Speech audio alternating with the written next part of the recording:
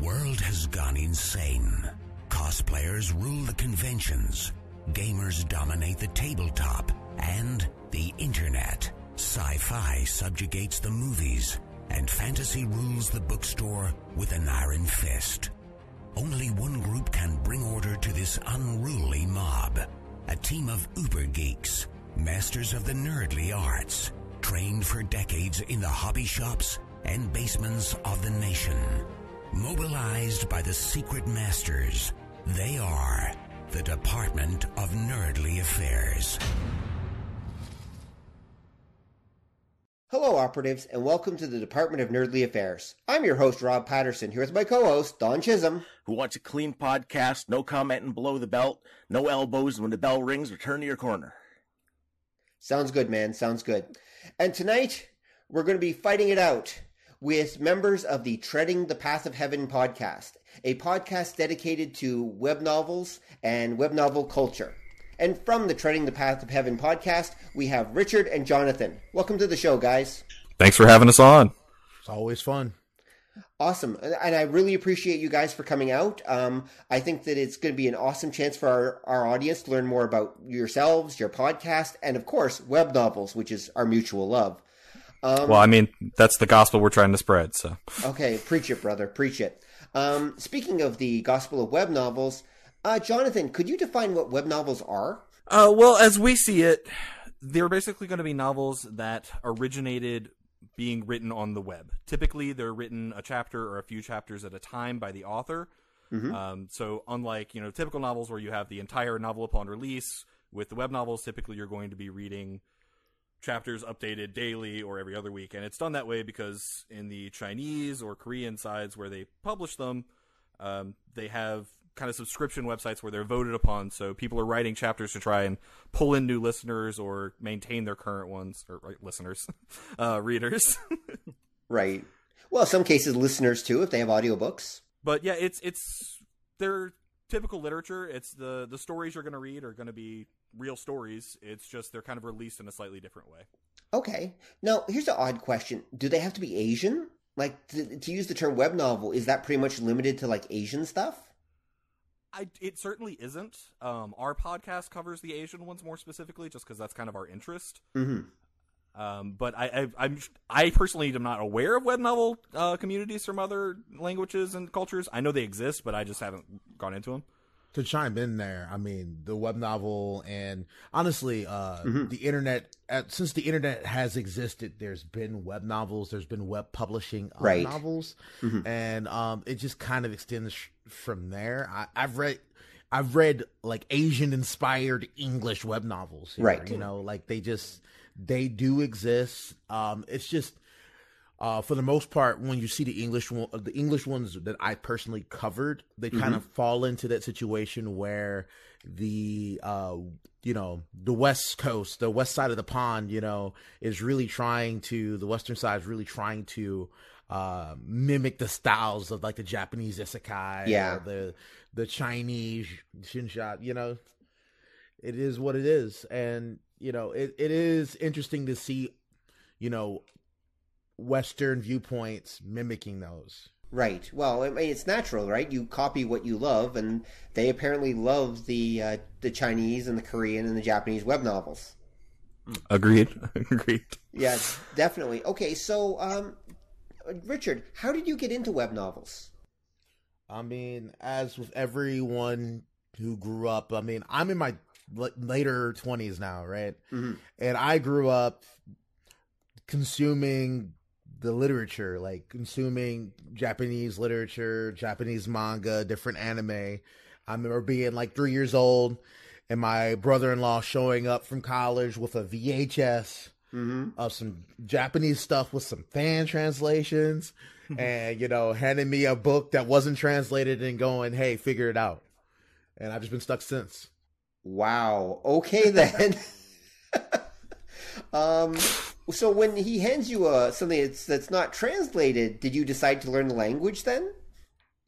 I was lucky in that like my mom speaks Korean. Okay. So she could help me with like the Korean stuff, but with the Japanese, I dabbled. I'm not as good as like Kenny but I know enough to get by, but not enough to, start translating. 私はリュウジャナ州立大学で日本語が2年に勉強していました。Which is to say that I studied Japanese for 2 years at Louisiana State University. Which is also a way to say you speak almost no Japanese. I could probably get around okay in Japan, but people would definitely be able to tell I was hesitant. Yeah. Well, Japanese, unfortunately, and Chinese and Korean are all very difficult languages to learn, at least from an English perspective. Yeah, they're very differently. The thought processes and how things are arranged are very different. Yeah. Yes. There's a lot more contextual and. Oh yeah. Oh, definitely. Yeah. So, how about you, Jonathan? How did you get into this stuff? Well, it's kind of two-pronged. Part of it is kind of similar to Richard in that I grew up on anime and manga, and so I had this kind of fascination with trying to understand more of that culture, which is why I ended up studying Japanese. But then which is kind of how I got into the Japanese side of it. For the Chinese side of it, I had a friend who just recommended me Coiling Dragon. And Right. I read that novel, and it's literally just been like that was an event horizon for me. I've just been in love ever since. Wow. Okay, I can understand that. Richard, what was your first book? Oh man, that's rough. Let's see. First one that I'm going to attach myself to would probably be probably like old machine translated Re-Monsters when I really got into web novels heavy. RE Monster? RE Monster. Or like Re-Monster, machine- yeah. Yeah. Re-Monster. But That's the one I'm going to claim because like I was reading machine translated versions of that and then fixing it so I could read it better. Right. Oh, okay. All right. So, wow. Okay. So, were you guys involved then when the whole web novel community very first started? Like the translation community, I should say. The translation community? Or did you come in a bit later? I was definitely, for me personally, I'd say I was there within the first 6 months or so of it starting to gain popularity, of Right. like kind of the beginning of Wuxia World, and Right. As you started seeing more translators doing this, as you started seeing translators getting paid for chapters through donations and that sort of thing, I got to watch that whole evolution occur. Right. But it's also kind of been as a as a third party. I'm reading it because I'm interested in the subject and the community, but I'm also mostly there because I enjoy the stories. So Okay. Well, that makes sense. How about you, Richard? Were you involved with Wuxia World, or do you predate that? That's tough. See, I wasn't deep into Japanese translated novels, so like those are different. Like those are like old, like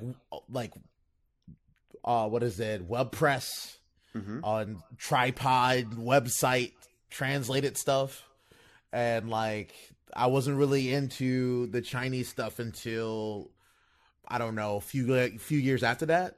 Right. So I miss like that first incarnation of people really getting into like Coiling Dragon and Rendu and all the other stuff. I got to read that after they were done. So, and with the web novel community, as you know, like that stuff started, super early in like internet existing. So like, I probably wasn't old enough to be in when that was being translated. Well, the current American web novel community more or less started on the forum spcnet.tv. That's where most of it started. And it started, I don't know how old that group is, but I remember reading translations probably about, 2004, 2003, 2004. I was reading, or maybe even a tiny bit earlier than that, I was reading stuff on SPCnet there. And they were mostly translating like the classic Chinese wuxia novels, like the Jin Yong stuff, some Gulong stuff, Liang Yusheng. So basically they were translating the classic Chinese wuxia novels because, of course, there was no Shansha back then. yeah. But that place was pretty much just Chinese stuff. They weren't translating any. I don't think they were translating any Japanese or Korean books back then. I don't think that came until much later. Yeah, we had spoken with Deathlate about that on our podcast as well, and that's kind of the understanding that we came to, that it was pretty much Chinese from that side. Yeah. And then there were I few think attempts. Sorry, go. Yeah. Oh no, I was I was just gonna say the Japanese ones have been kind of off and on, as people like it's all been fan based in that sense. So like if people wanted to read the stories, they would translate it. So it's been off and on. You're definitely been able to find those around the internet for a long time, but it's been kind of a one group will make one story and then like you read it while it's up, and then if it's not there anymore. Well, yeah, exactly. I mean, although thanks to the anime fan forums and such, there has been like people, watch anime and they're like, oh, this is based on a light novel. I want to read the light novel. So that has definitely helped the whole light novel industry slowly grow, and both fan translated and both officially published stuff as well. My question, well, I'm not gonna say question, but I would imagine like what mid 2000s, like Haruhi and those fan translations being like being pretty big and getting people into starting to read the Japanese stuff, because like I can recall being on forums and seeing like links to really, really shady WinZips with Haruhi translations on it. Right. Oh, I remember learning that was based on a light novel and actually like spending time trying to find light novel translations of that. And at the time I wasn't able to, and it killed me. But then I think I actually got like they did official translations of them and I picked those up, which was nice. Right. Sad to say, I think the thing that put probably the Japanese light novels on the map was probably Sword Art Online. I don't want to think about that. Oh man. You're probably right. I've read. It's not good. Like if you read it, like I mean, some people like it, okay, but like there's some lines on there when he's like, 7 years of semen bursted into like was it Asuna, and it's like, gross. Okay. I don't really want this, but I guess. Okay, that was like a really good series that felt like it got ruined by kind of weird undertones the entire time, and it's unfortunate. Well, the entire time, I mean, there was it was chapter 14.5 or 13.5, which is like their honeymoon night or something. Like, that's the one. Yeah. Ugh, that's the one with the nasty, like 7 years of semen line. What is this? This is like Twilight, but not hiding the fact that it was about a wet dream. Yeah. That's about right. Jesus. And then like, because of Sword Art Online, we get more of this garbage, like Arifureta. I like that one's super popular for some reason. It's getting an anime coming out, but it's like not good. But people read it. I don't know. I'm just sad that Sword Art Online is the one that kind of popularized the isekai genre real recently, because it set guidelines for the genre that I really wish had been set by other series that were better. Yeah, well, I mean, but it does represent kind of what's popular, though, right? I mean, it's an isekai, and God knows there's enough isekai, and it's about a guy leveling up, and God knows there's enough web novels about guys leveling up. Yeah. Yes. It does combine kind of everything, which actually leads me to a point. So, why do you think that isekai are so damn popular? I mean, if I can hop in there.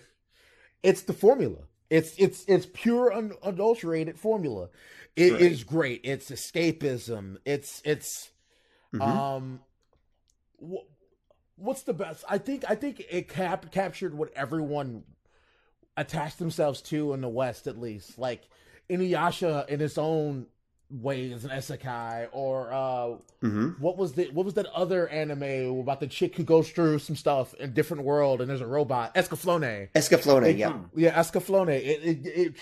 It challenges all of that, except you get to be usually a young male or a young female in another world, and you're special, and that hits on so many things people want. Well, I honestly think a lot of it is just there's been so much. Like, games have become so much more of a part of our popular culture. There's so many people that have spent time being the protagonist and, like, having this experience of being powerful and being special. Right. And, like, all they want in the world is for that to be real. So if they can imagine that outside of our understanding there is this reincarnation system that gives them magical powers, they're going to get attached to that. I know that's part of it for me. Right. So you're a big fan of Truck-kun, then? Truck-kun is powerful. I don't know who's more powerful, Truck-kun or Train-san. or Plain Sama. There's a lot of death out there. Or well, there's also Knife Sama too. Remember? Oh, Knife Sama. Oh no, that's gonna be a dark one. That's true. That's true. That's going to be darker. By the way, for the audience who has no idea what I'm talking about, a huge number of isekai, which is the stories where guys or girls get sent to another world and everything, happen when the protagonist gets hit by a truck or car. So, in fact, so many have been hit by trucks that truck has a nickname, Truck-kun, who is a mystical, magical truck that goes around knocking people to other realities. Or like ending romances or getting rid of poorly written characters. It's pretty great. Truck-kun is flexible. Exactly. That's exactly right. That's a thing?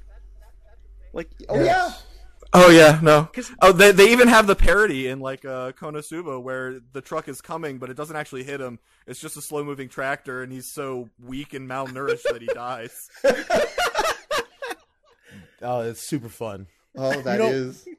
You could tell we live in like a post 9/11 world, right? Because like it's no longer just like Truck-kun now. It's like terrorist Dono is doing it now. Right. And like, oh, we were killed in a terrorist attack on a boat.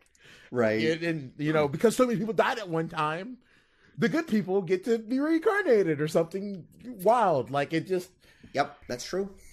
I love how like the ways of triggering the end of the world is just advancing with like current events. Yeah, well, that's true. And I like your point, though, about what you said about the Knife-kun, because, of course, being stabbed is another popular way to go to another world, and that would be Knife-kun. But it's always a darker story, usually. Well, I mean, there's that time I got reincarnated as slime, which has been pretty fun so far. Yeah, but that does kind of, no spoilers, it's but getting there. It gets dark. Yeah, I'm actually getting around that turn right now where I'm at. So that's interesting. You know, it's one of those interesting things where they stopped the TV show. Sorry to spoil it. I'm not going to give any major spoilers, but for folks, but they stopped the TV show right exactly before it takes a really, really dark turn. They stopped the TV show at my favorite, at the point where the novel gets really fun for me. Like I like that point, and I wanted to talk about it in our Nights episode where we actually get to do spoilers. Since right. I've read this a long time ago, but like it's one of those where it's like formulaic isekai, but like it like lampshades things, or it plays it straight on purpose because they know. You know, and I know what's going on, right? And the author takes his time doing it. Yeah. It takes advantage of the formula to show more and tell less, and it's just an excellent series. Yeah. Oh, and beautiful animation, and they definitely put a lot of effort into it too. Like it was that time I got reincarnated as a slime is like a gorgeous show. It really is. Mm-hmm. You can tell love was put on it. I mean, with the bounciness and stuff, but I do find it funny though. I wonder what. How the anime is going to handle it. Because remember, this is a thing that has a web novel first, then a light novel that's slightly different, then a manga that's kind of in between the light novel and the web novel. Is the anime going to play it straight, or are they going to change it from the anime? So then you got to read 4 things. Well, you know, I mean, the publisher kind of does want people to read their books. Well, we'll see. I don't know. It's a fun series either way, so I'm glad it's getting attention. Right. Mm-hmm. Yeah. And so right now, of course, Shield Hero is either running or just finished. Did it just finish? It's actually continuing into the next season. It is continuing into the next season. So what do you guys think of the adaptation to Shield Hero that's going on right now? I've the problem I have here is when I've read something to completion, I'm a bit hesitant to watch it. I'm letting the other guys watch it, and my girlfriend watch it, and through their reactions, I'm interpreting how they're understanding stuff.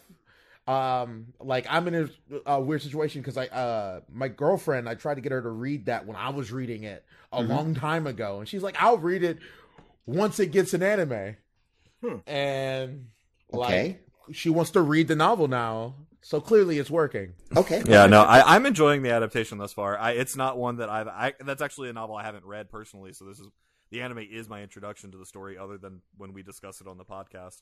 Right. But it's been a fun story thus far.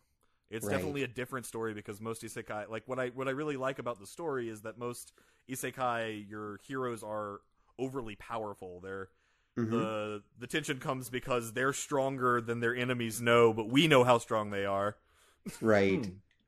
And so it's this comeuppance of like, how dare this weak enemy come up to our super powerful hero that hides that he's powerful. Right, exactly. But in Shield Hero, unlike in typical isekai where the hero is given every advantage, he is given every disadvantage. It is just always made harder on him. Right. At least thus far in the story. So it's been real fun.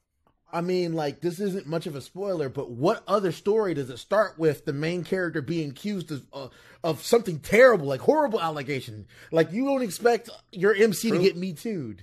Yeah, You know? that's true. No one expects that. And I thought that's what captured me to start me go, hold up, wait a second. What just happened? Mm-hmm. Let me keep going. How are they going to play this out? Right. No, that's fair. No, that's fair. I mean, so are you guys happy then with this overall trend of like basically animating every light novel they can get their hands on? I think they're good source material. So as long as they keep picking ones that are good, I'm very happy about it personally. I mean, they've been doing this for years, and they're finally getting to the point where they're getting to web novels, like web novels that have transitioned over. Right. They're getting to the point where they're getting to web novels that I started with way before now. So now, like, I'm only like 6 years ahead of the anime industry instead of being like, I don't know, 10 years ahead of the anime industry. Right. So like, I love how like I call it and I'll type it out and I get to go told you so every single time. It's fantastic. He's made, I think, 3 correct calls on our podcast before the shows were announced. Right. No, I believe, well, I mean, some of them, they're just really good and they're really popular. So, well, of course they're going to go for it. I mean, Kumo Desu Ga was like, that getting announced, getting an anime, Kumo Desu Ga. Mm-hmm. Yeah. That's So I Got Translated. So I'm a Spider. So what? Yeah. Yeah, I'm a Spider. So what? Like that one getting an anime is wild to me because that one's like, hey man, we about to play some games with this genre, the novel, and it pretty much your enjoyment of that novel will depend on if you are knowledgeable of isekai as a genre and you can enjoy people playing games with it. Right. The mystery, the twists depend on you knowing how this genre goes. Right. Okay. No, that makes sense. So actually, we should pivot then. I have a question then. So does the Korean stuff, Richard, since you know the Korean stuff, does it have like, because the Chinese stuff has their shansha, the Japanese have their isekai. What do the Koreans have? The system. It's all about the system. What system? That depends on the book. It's usually some type of game element that ends up turning it into. That's the popular genre. There's right. Everything I've read always seems to start off with some kind of system, and then usually the system disappears, like in like Dungeon Defense, where the system is no longer a thing, but it's totally a thing. Right. Yeah. For me, I think it's typically divided into kind of 2 subgenres. One, MMORPG worlds where like there are people that are playing an MMORPG and then have a separate life as a person, and the story tells both of them. And then there are the kind of pseudo isekai stories where a game system gets installed on a person and they get pushed off to another world or left on Earth and everyone else leaves. Or like everyone gets some kind of system or some type of like gamification of something, whether it's a VR MMO or it's like the world is being attacked. You're put in a tutorial, or you're put into a system, or you get your own system to advance, or you're the only person without a system and everyone else gets a system around you.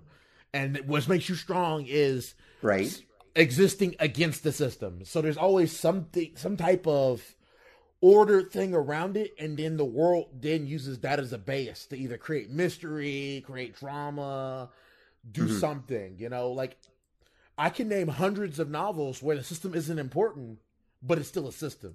But there's always going to be a system there in the background somewhere running. Pretty much. Huh. Interesting. So, okay then. Because I don't know much about Korean web novels, because Korean ones don't seem to be quite as popular, although maybe they're starting to get more popular.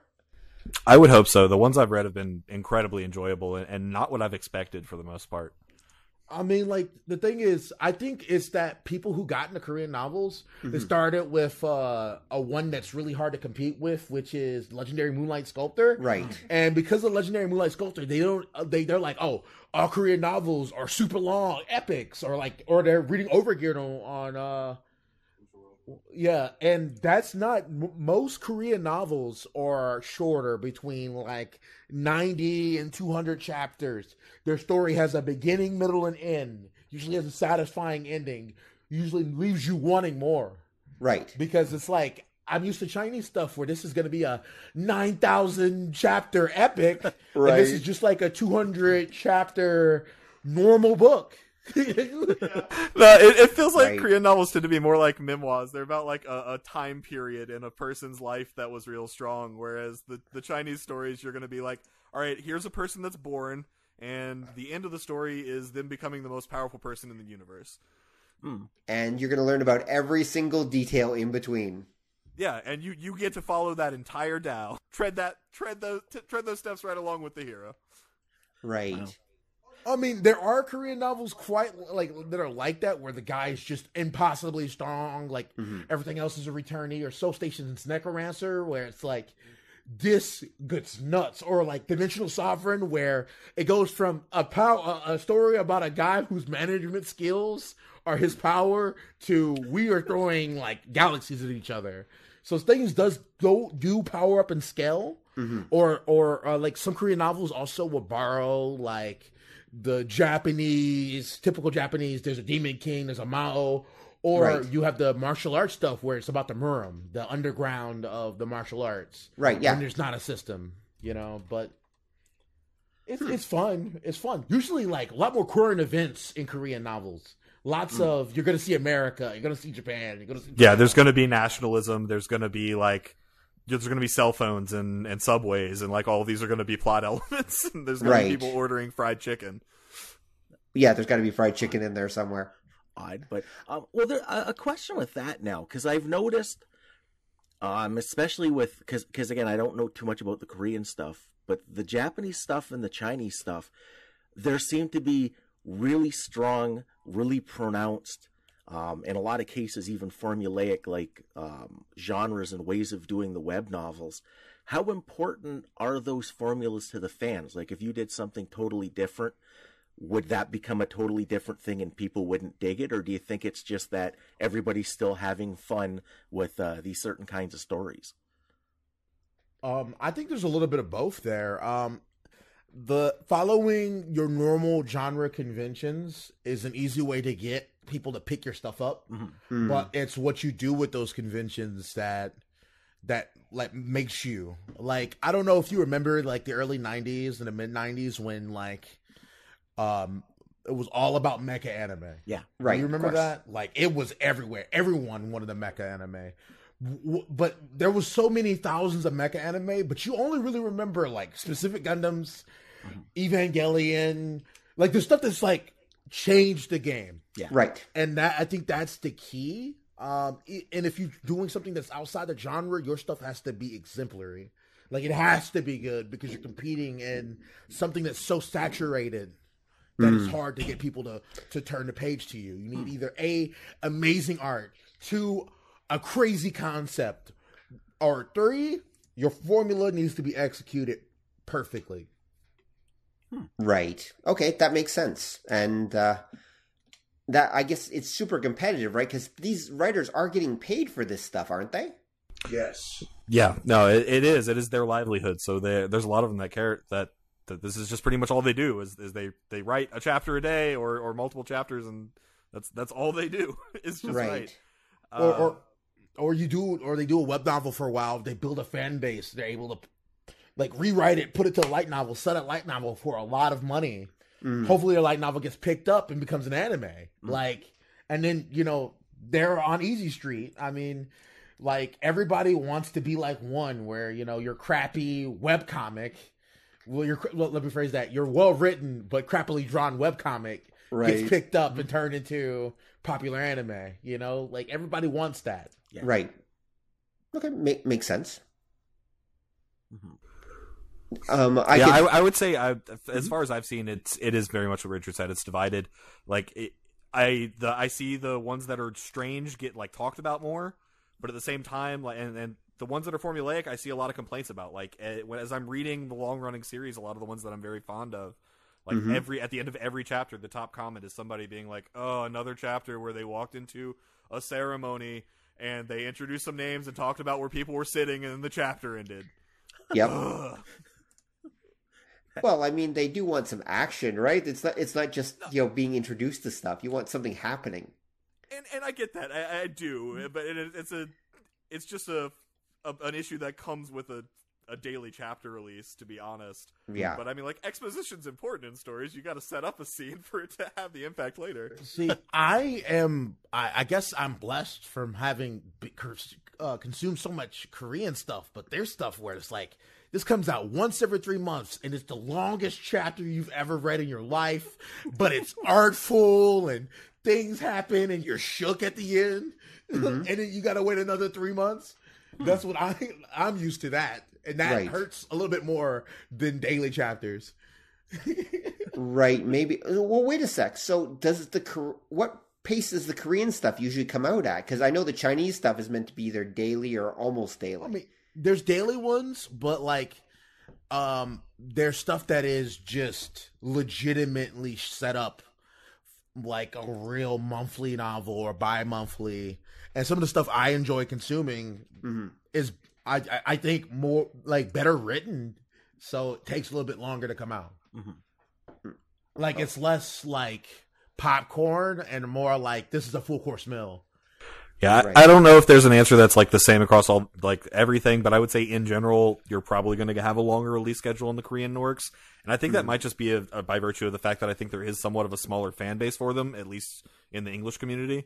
Right. So I don't think there's as many people interested in putting in the work to get them translated. Right. Yeah. Now, I think I heard that the main Korean site they put on is Munpia. Is that right? Yes, Munpia is pretty much the Chidian of Korea, and then also you have like self-published works, legit published web novels where like they put it on a website, they put it together in like I'm not gonna use tankobon, that's the wrong phrasing, put together into a book and then sold on shelves. Right. And then of course you have like the kind of like the line webtoons, right, where like someone will handle releasing their stuff and it's designed to be consumed on phones. So it definitely has its own ecosystem. Right. Okay, it has its own ecosystem. Okay, sorry, Don, were you going to ask something?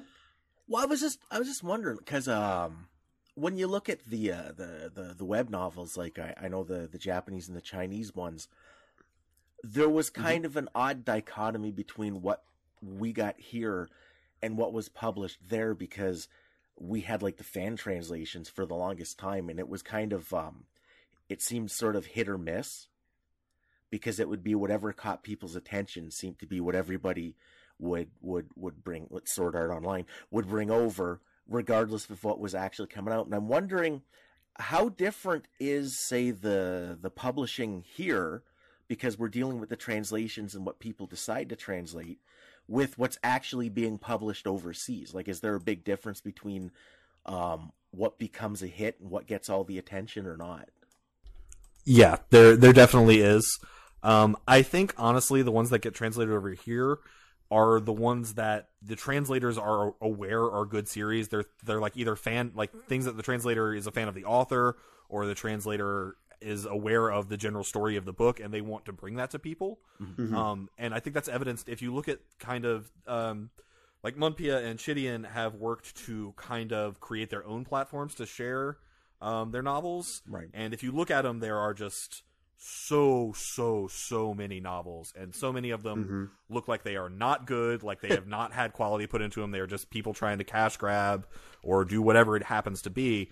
But the fact that they have so much content to put out there and release shows that clearly there is some selection going into the novels that are coming over here. I mean, we had before Chidian took over with like their web novel app. Okay, the stuff we got from China at least, was consistently fantastic because it was cherry picked. Right. Now that we have web novels, and I can read through literally one of the thousands of novels they have on there. I picked a random one just to test it out. Okay, I picked one. What's this one? Just came out. Let me read it. And you get 400 chapters in. It's like, this is the worst thing I've ever consumed. Right. And there's so many that are just awful. So if you're going to get into it and you're going to use the official apps, only read what's up top, like the number 1 through 10. And only read them if they've been up there a while. If they're like brand new, been up there a couple days, they've been artificially inflated up there, and it's hot trash. Don't read it.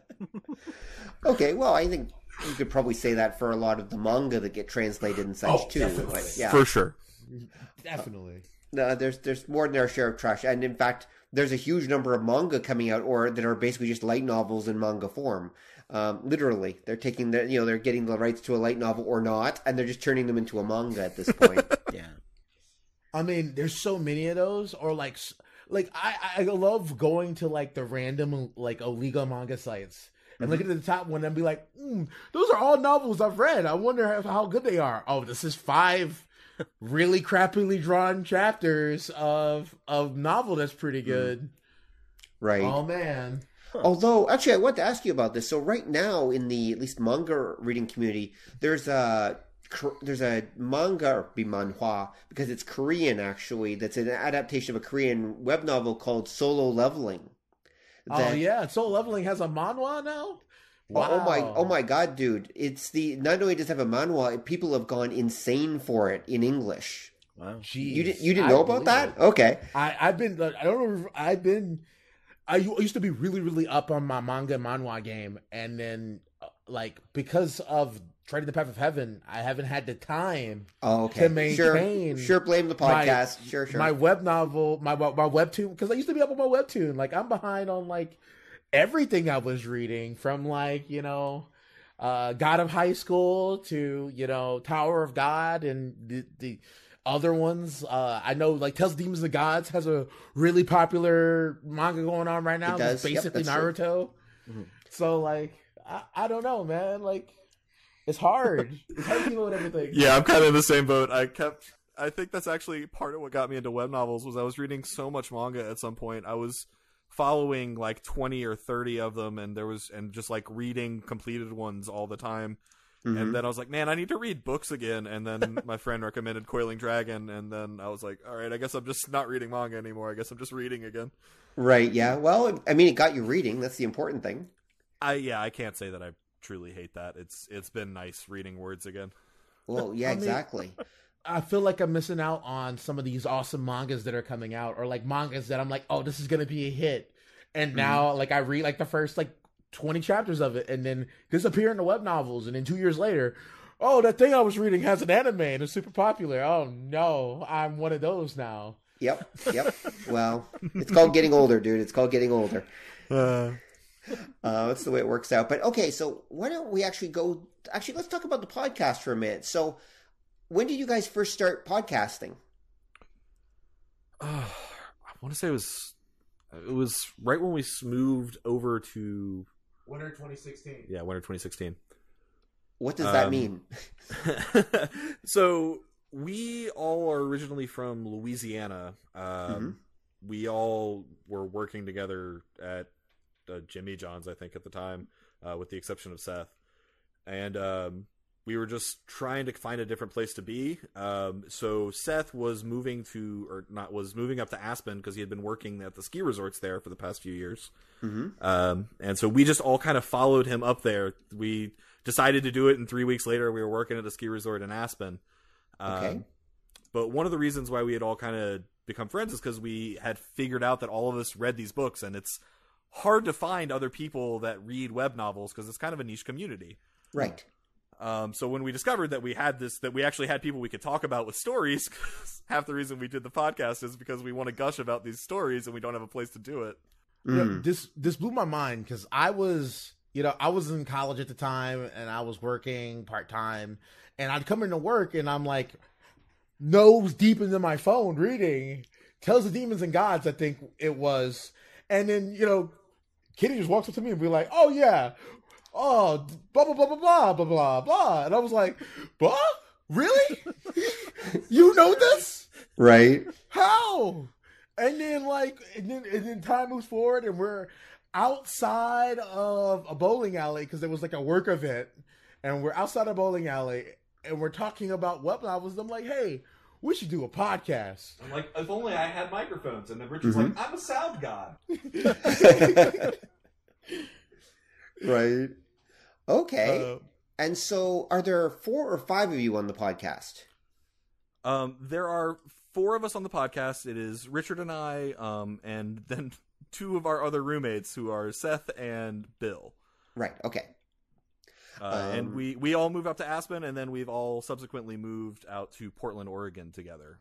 Still all together. Okay, well, that's awesome. You're just like this traveling group of web novel evangelists who go from city to city. Preaching the good word.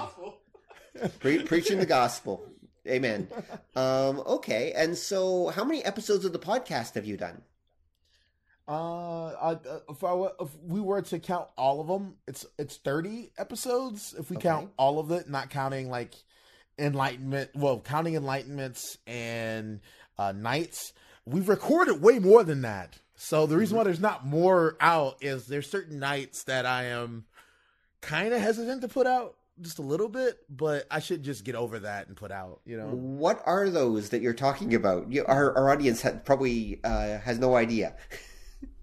So we have kind of different names for all of our different types of episodes. The ones where we just do our typical reviews are just our normal episodes. But if we do Enlightenment for our interview episodes, so if we get like a translator or an editor on the show and we interview them, we'll call those our Enlightenment episodes. Our Nights episodes are kind of our special episodes where typically we'll try to talk about kind of more of the beginning of a story, so as to not spoil the later plot elements. We'll try and focus more on the motifs and the things that make the story unique, as opposed to like a plot summary. Right. But with the Nights, obviously there's a lot that means there's a lot of things that are cool that we can't talk about. So with Nights episodes, we allow ourselves to talk about things without worrying about spoilers.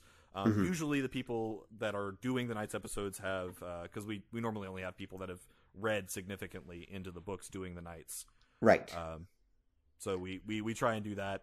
It's not to say that everyone's finished everything all the time, but we try and have the people do most of the book so that we can talk about all the interesting stuff. Because like I just got to talk about Himmers and Coiling Dragon, and people need to understand how cool Himmers is.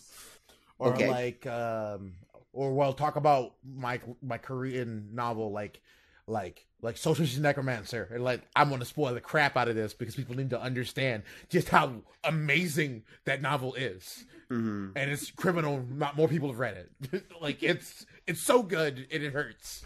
It's such a short, like easy to read story, and it's so satisfying. Okay, so this is Soul Station Necromancer. So why don't you tell our audience about it then? So why should they be reading Soul Station Necromancer?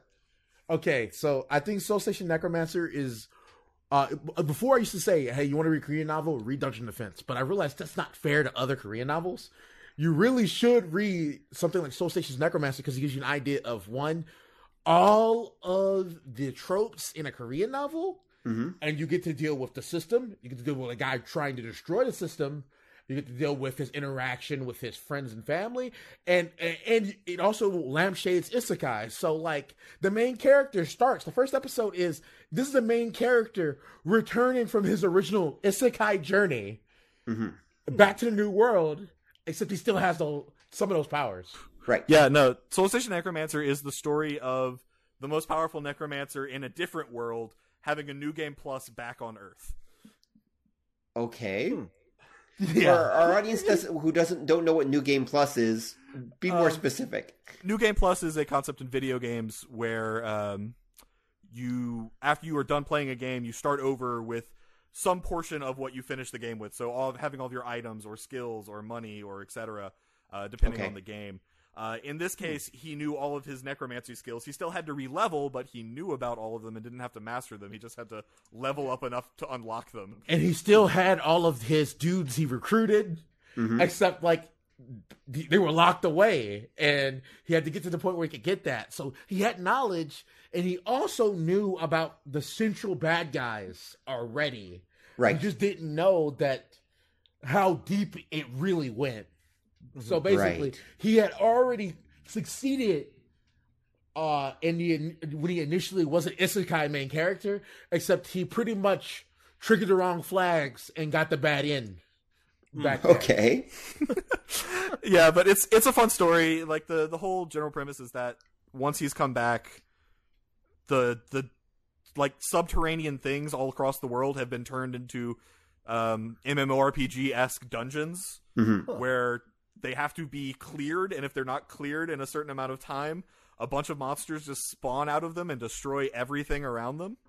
But it's cool. It's in the real world, so it influences stuff like the housing market and the economy and countries dealing with the politics of having people who can clear these in time and save people's lives, and having to play politics with his own corrupt government. And you see him like walk up to his government building in Seoul and start pimp slapping politicians, and it's great. Like, it's just really fun. All right, I'm going to do a slight spoiler here just to tempt you. There's a certain point where he gets drafted, and his solution is, "Oh, I'll go to North Korea and end the war. That way I won't have to deal with being drafted." Okay. Oh, no. He destroyed all of terrorism. That's another thing you need to realize. By being so ridiculous that no one could do it. And it's like, oh, you want to go to Allah? I'll send you all to Allah by just killing everyone. That's the kind of character he is. And he's like, he takes souls, and then like, if you're a powerful assassin, I'm going to recruit you to join me. It's fine. It's what we do. It's super fun. It's super ridiculous. Current events. They even reference like popular, like Korean TV shows you can go back and watch, when you're done reading. Like, it's great, man. Like, it's super fun. It has great mystery, great romance. Yeah, we actually did do an episode on it, so if you are interested, feel free to check out that episode on our show. Okay, yes, definitely. Okay, sounds good. And you mentioned another one, Korean one, called Dungeon Defense. What's up with that? It's artful. That's the best way to explain it. It's art. You ever meet an MC that's so smart it hurts? Like, so smart, I can't imagine how you sat down and wrote this character. That's the MC of Dungeon Defense, and then the MC, the position, the main character who you're following, kind of like A Song of Ice and Fire, jumps from point of view to point of view, so you get to see how glorious this main character is from the mindset of other very, very competent people. Right. It has the ability to set up these scenes that are incredibly powerful. And because it's so good at manipulating information and making you aware of who knows what information, I remember this one scene in particular where they're all at a council and one person dies, and they tell this scene 3 different times. One from the perspective of everyone that's in the council, one from the perspective of the main character, and one from the perspective of the dying person. And it's like, it's all different. Right. Yo, it makes you feel bad, too, for the people who felt a great game. This is one of those, if you lose, you die, because the main character isn't physically powerful. He doesn't really even have a special ability. He's just good at talking and manipulating. He has one special ability. The game gave him a lot of broken options, and he chose the ability to know someone's affection level towards him. That's the entire gamification that occurs in this entire series. And then it never shows up again. like it's there, and clearly he's using this to his advantage, but it's like, what is your opinion of me? And I'm going to use this to my advantage. What do you like and what do you dislike? And he just takes that, and he also takes his outside, his oh man, they do this. They set up a guy who has serious issues. Like, everyone's crazy and everyone's broken, but how broken they are, they utilize it to their strengths because they're competent. It's so good. Well, hold on a sec, guys. What is the actual premise of Dungeon Defense? Let's deal with that first. Sure. There's a guy. His dad's crazy. Super competent individual. Is in prison because of all of his horrible crimes that he was able to do because of how competent he was. The dad or the son? The dad. Okay. Like they ran like a super rich, super powerful company, and his dad was also he had a bit of a harem. And this is the son, the main character is the product of this harem where the two wives hate each other and just. Yeah, and he watched this whole thing happen where his family was turned against each other because they were fighting over the inheritance.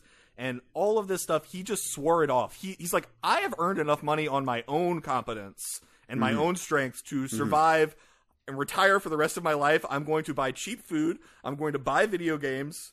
I'm going to keep the lights on. And I have enough money to do that for the rest of my life. So peace out. And he starts doing that. He has this mantra of like, no friends, no women, no anything. Like he's not going to do anything. And so he plays this one game to completion. Dungeon Attack. He's like the best at it. He's so good at this one RPG. What gives you all these options. Like imagine Skyrim with an actual main story that matters. And, all these options you can do, and you can make bad decisions and all other stuff, right? So, like, take, like, Skyrim, but it's Fate Stay Night together. Right. And he goes through that and does all that. He needs to become a hero, defeat 72 demon lords, whatever. Except, it's the hardest strategy game of all time. He beats it, like, perfectly. Except, little do they know, beating the game is a bad thing because the world ends. Oh, yeah, you're on a quest to defeat the demon lords, but the magic of the demon lords is what keeps the world existing. So as soon as you defeat the last one, the world is destroyed, and it's the bad end. Too bad. So then he gets this cryptic message like, hey, do you want to... I don't remember the exact thing, but it's essentially like, do you want to defend the dungeon? What do you remember the exact quote? I don't know. It's essentially he gets invited to do something extra regarding the game, and he's like, yeah, I could do this. I'm a master of this game, for sure. So he clicks it, and the isekai trope happens. He gets pulled into the world. But it's brutal, because they pull him in as the weakest demon lord. And, like, his life is not like, I'm the weakest demon. No. He is in danger. Both his arms are broken. He is being tortured. And the only way out is to somehow use his tongue and his knowledge of the world and people to get out of the situation. Like, imagine you woke up and you've been bagged and you're being waterboarded and tortured. And you have no powers. You're weaker than you've ever been. And now you got to live. Okay. And so now he's got to work his way up through the Demon Lord ranks then. Yes and no. He has no real interest in doing that other than the fact that he understands that power will allow him to live a lazy life. Living a lazy life is his major motivation. Okay. That works. But he's so competent, but that living a lazy life leads him to heights of political power that is hard to understand because, unfortunately, there are people who are as intelligent as he is here. He's not the only super genius. He's not the only person who knows his stuff. It's just because there's people as competent as he is, he can't rest until they're dead because the world isn't large enough for him to be able to enjoy life. Right. Okay. But it's incredibly written, beautifully translated, and has like incredible art from the light novels that's been included. Okay, so I'll make a point of linking to that in the show notes. So are there any other Korean novels that people should probably check out? I would personally recommend Overgeared on Wuxia World.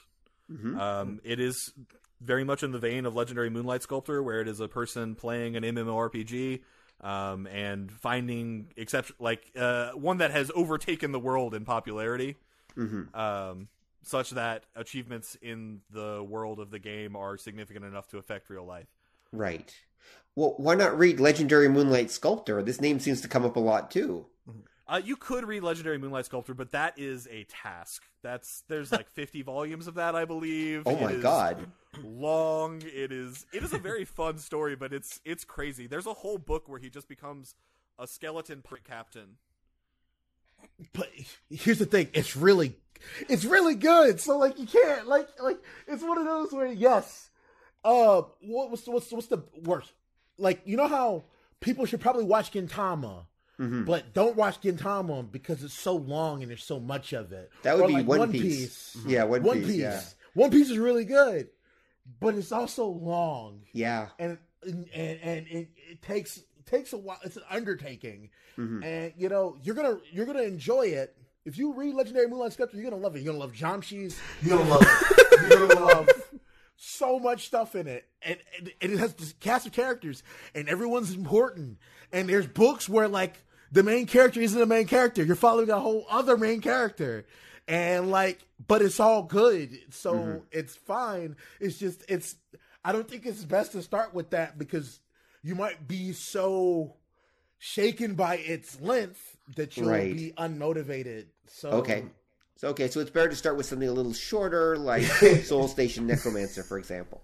Yeah, I would say that's an excellent one to jump in on. Dungeon Defense is an excellent one to read as well, but like Richard said, it's written so beautifully and eloquently that it's kind of hard for most translated works to maintain that level of just eloquence is really the best way to say it. Shout outs to Salvation Translations.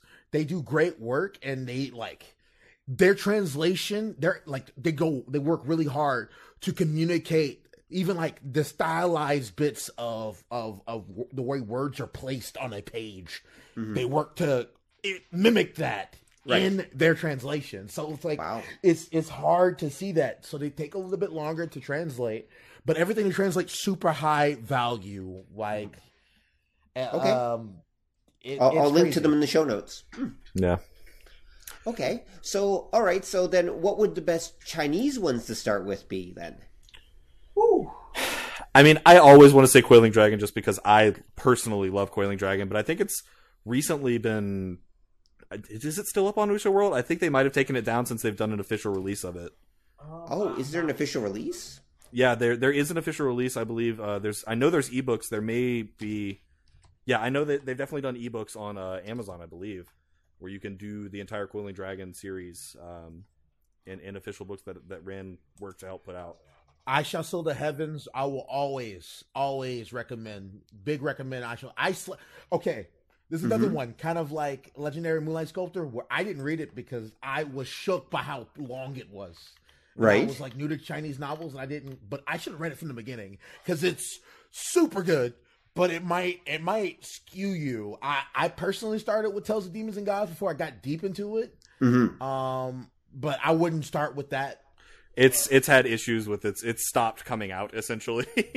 Yeah, I read Tales of Demons and Gods, so yeah, I know what happened. Yeah, where the author basically lost interest and wandered off to do something else. Yeah. Yeah, but prior to that, it was amazing, and then it just suddenly kind of just peters out. Yeah. It's unfortunate. Yeah, I think everything that happened before they did their kind of ascension arc in that series was excellent, and then it kind of lost its way a little bit after that. Yeah, exactly. And now you would think the fact that they're doing a CGI animated TV series version of it in China, and they're doing there's a manga version of it, and you would think this would inspire the writer to come back and actually finish it, but no, apparently not. Nope. I personally think he just lost. I think he doesn't know where to go with it. I think he just I think he just fell and he just kind of abandoned it and wandered off. I think he was writing a bigger story than he could cash. Yeah, I think you're right. Yeah, or maybe he'll eventually come back to it. He's working on another one, which I can't remember the name of, but he's still writing. He just kind of wandered off. By the way, Coiling Dragon, you're right. Wuxia World only has 3 chapters up. Yeah. And basically, here's the sample version. Here's the sampler. If you want the rest of it, off you go to Amazon to buy it, which, okay, that can be all right. Yeah, I would recommend it. It's worth the story, in my opinion.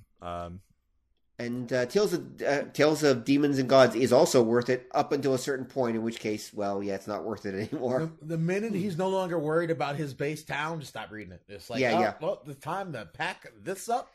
But honestly... Effectively, the story is over at that point. He reaches his ascension stage. He's done. Okay, just stop reading there, and everyone will be happy.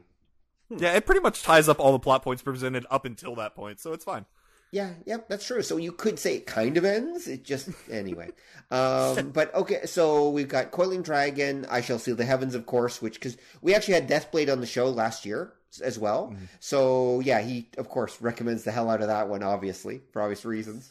It's so funny. Yeah, it's so good, and it's not very often that I feel the rage of the main character. I feel the love of the main character. Right. Lin Li and Coiling Dragon. I felt that when his family is hurt, I feel that rage, and Right. you want that, and you want that out of a novel. If I can make a suggestion, and this is my personal favorite, King's Avatar. King's Avatar, okay. I love it. It's so good. Oh, it's like esports. It's esports, the cultivation novel. Right.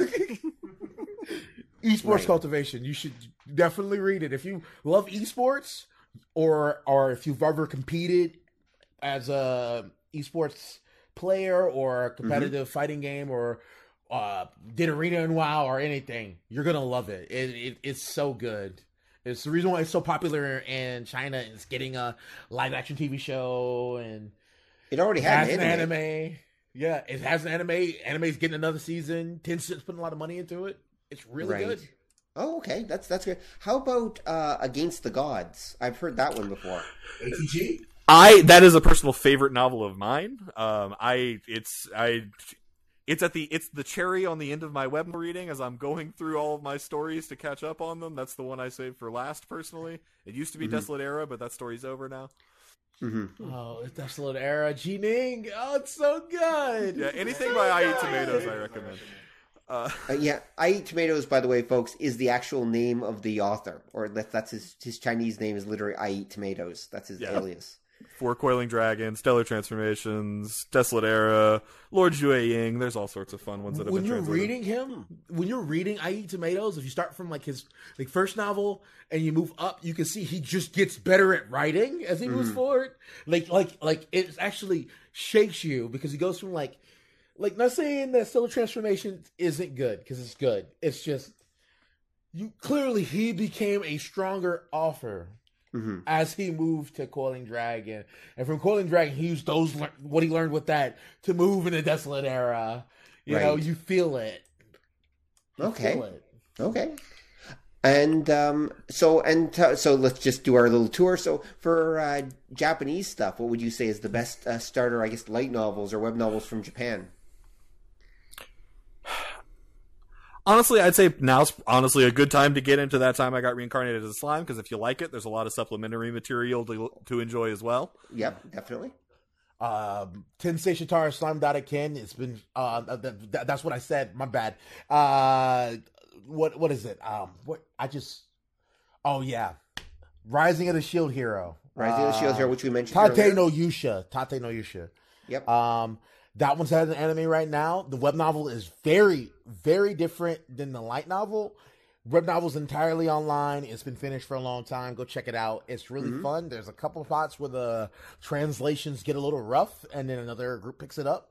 But Right. honestly, that's something you should experience if you're reading web novels. Is even bad translations can make sense in your mind once you've read enough. You know? Okay. And I would, of course, there's always the classic light novels. There's Durarara or, Haruhi, or all those other ones that are a good ways of getting yourself into it. If you're trying to read Right. something right now that's definitely going to be big later and going to be an anime and you can be ahead of all of your friends, Deathmage Who Doesn't Want a Fourth Time. Go read Deathmage Who Doesn't Want a Fourth Time. Deathmage, Who Doesn't Want a Fourth Time. You guys just did a show about that recently. Oh, boy, did we. It is my cherry on top. Yeah, Okay. it does not update often, but when it does, it is a fun time because those chapters are long and satisfying. So why that's- don't you pitch that to our audience? So what is Deathmage Who Doesn't Want a Fourth Time? What's it about? All right, so it's going to be another isekai story.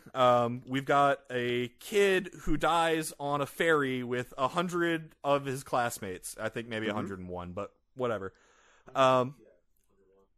They wake up in an area, and a god's like, "Hey, congratulations! I'm sending you to another world with broken powers." And so they start calling people's names one by one. They get to what the god assumes is the last one. Hey, Amemiya Hiroto. Oh, that's weird. You're the last name on the list here, but I've got 2 more portions of the power. I'll just give them both to you, and you'll be awesome. Congratulations. Turns out there was another guy named Amamiya Hiroto who was right. actually next. And the god ruining the reincarnation is just a giant idiot. He's an asshole and a dick. Fuck Okay. that guy. He is the actual antagonist of the series, regardless of what anyone else says. Okay. But he realizes shortly after he sends all these people to the New World, he realizes, oh shit, there's another guy here. And one person responded that like, oh no, I actually don't want this deal. I just want to go back into the normal reincarnation and live a normal life. So this guy's not there when they show up, and all the people in the class don't know what everyone else did, so they just assumed that was the guy that, decided to go back to the world. Right. So Rodcourt is like, I'm upset that this person doesn't have, that we don't have the ability, so I'm just like, I'm gonna... It's brutal. So he's like, so not only can I not give you nothing, you have no natural blessing from God. No one loves you. No one's going to love you. You're going to live a short life. It's going to be painful. I hope you don't hold this against me or hold this against yourself. You guys like really depressing novels. And he's like, and it's only depressing like right at the beginning. Don't worry. Alvin is like, what? But, and yes, you yes, you have an empty slot in your, you're gonna have a ton of mana. You're gonna have a lot of mana, but you will have no talent, so you won't be able to use it. I hope you have a good one, and when you die, you'll meet me back here, and we'll figure out what's going on. And he's like, blah, blah, blah. And then he's born, the son of a prostitute. Oh wait! There's a middle life. Don't forget about his time on Origin. Oh yeah. He gets reincarnated as basically he develops what is called this new attribute of mana called death mana. Yeah, that's the same. That's the same birth, right? Because they sold him, prostitute. Right. The prostitute, and there was a pimp over the prostitute who was like, we don't want the stupid kid. And they sold that kid into slavery. And this is like a first world country, but they sold the kid into like slavery as just whatever. But they discovered that this kid has a crap ton of mana. And they're like, we're going to experiment. So like literally, like imagine like America or Germany or Britain taking a little kid who was a slave, has no parents, locking him up and doing experiments because they think they might have figured out the secret to longevity. Because because this is a world where it has normal technology, but they also have basic magic here too.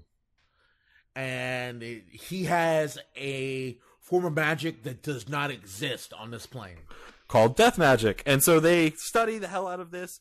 As they're studying, he learns a lot about death magic because he is the conduit for it. So he basically becomes a master death magician. And then as things are moving along, they start realizing, like, they can perfect sterilization. They can stop the aging of crops or speed it up to work with fermentation or preservation. That's pretty good. And they start developing all these tools that operate out of his death mana that change the way the world works. Unlimited energy, things that just like taking like missing souls, like souls that have no personality, putting it in a machine and using that as the machine to power the machine. Like crazy stuff, like super progressing basic life. But because they don't want to risk this kid, because this kid could easily break out and do some stuff, they disconnect his brain from his spine. They do horrific torture to this kid, like scientists, and like kids are like graduating, interning here, and doing things with his body, doing stuff, and they're experimenting on other children and other people, trying to give death magic to them and creating zombies and horrific things. Okay. So then there's a terrorist attack. This kid's very unlucky. We've established this. I think we've established that, yeah. So he dies, and he shows back up in the reincarnation space, and Rodcourt's like, all right, it's cool, just one more time, and you're back in the normal cycle. I'll make sure this one goes really fast. Here's some curses. You can't gain experience. You can't change it to a job class that currently exists in the world. And, oh no, it's super bad. Yeah, he can't do a lot of things. It's one more that's also like crippling and awful. He did this because when the boy died, he was filled with so much rage. And of course, he had just been killed from terrorist attacks, but it was like terrorist attacks from people who he knew. He tried to speak with him, but because his body's been manipulated and fucked up so bad, they couldn't recognize what he was. So, like, he was killed by the people he thought would save him. That was keeping him sane. They're going to save me. They're heroes. They're going to save me. And they didn't. They murdered the shit out of him. Yeah, they're like, it's me. And it's like, oh, God, an undead zombie. Kill it, kill it, kill it. Right. And he gets there and he's raged. And Radcor's like, I can't have you risking that. And the real plan is to really progress this so I can get more souls from this transmigration cycle. So let me send you here and you're going to do it. Except when he goes there, he gets a little help from some of the hidden gods on this planet. And they pull him out of Radcor's his transmigration system. And he's born to a mother who actually loves him, like, and he's not experienced love his whole life, like, love the whole life, not just that life on Origin, the life on Earth. He experienced no love, Right. It's awful, and he feels it, and somehow the world and Radcor in the universe is still out to get him here, but he finds a way to not get reincarnated a fourth time. He finds a way not to die. Which explains the name. He's the Death Mage. He doesn't want a fourth time. Yeah, he refuses to go back and put himself under Rodcourt's power again. So he's like, I'm never going to die. I'm going to live forever in this world and fuck you. Right. Okay. So he's just determined not to let himself die in that world. Yeah, and so it goes through his whole story. And I mean, there's more tragedy and more cool things that happen. But he basically, like, figures out ways around. There's a lot of loopholes in the curses that got set. Because Rodcourt sucks. Because Rodcourt is super incompetent. Okay. It's fantastic.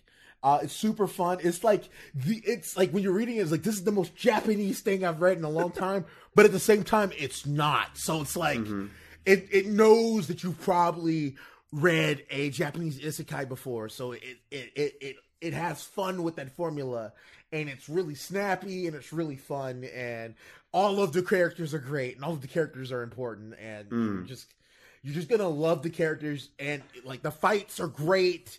You really feel like he's in danger when he's fighting, but like at the same time, his growth as a character is so. Also, he's like a death mage, so most of the people surrounding him are like monsters, like ghouls and like demons and zombies and all that. Like, he just attracts the undead to him, and so he like civilizes them. So they're like running this.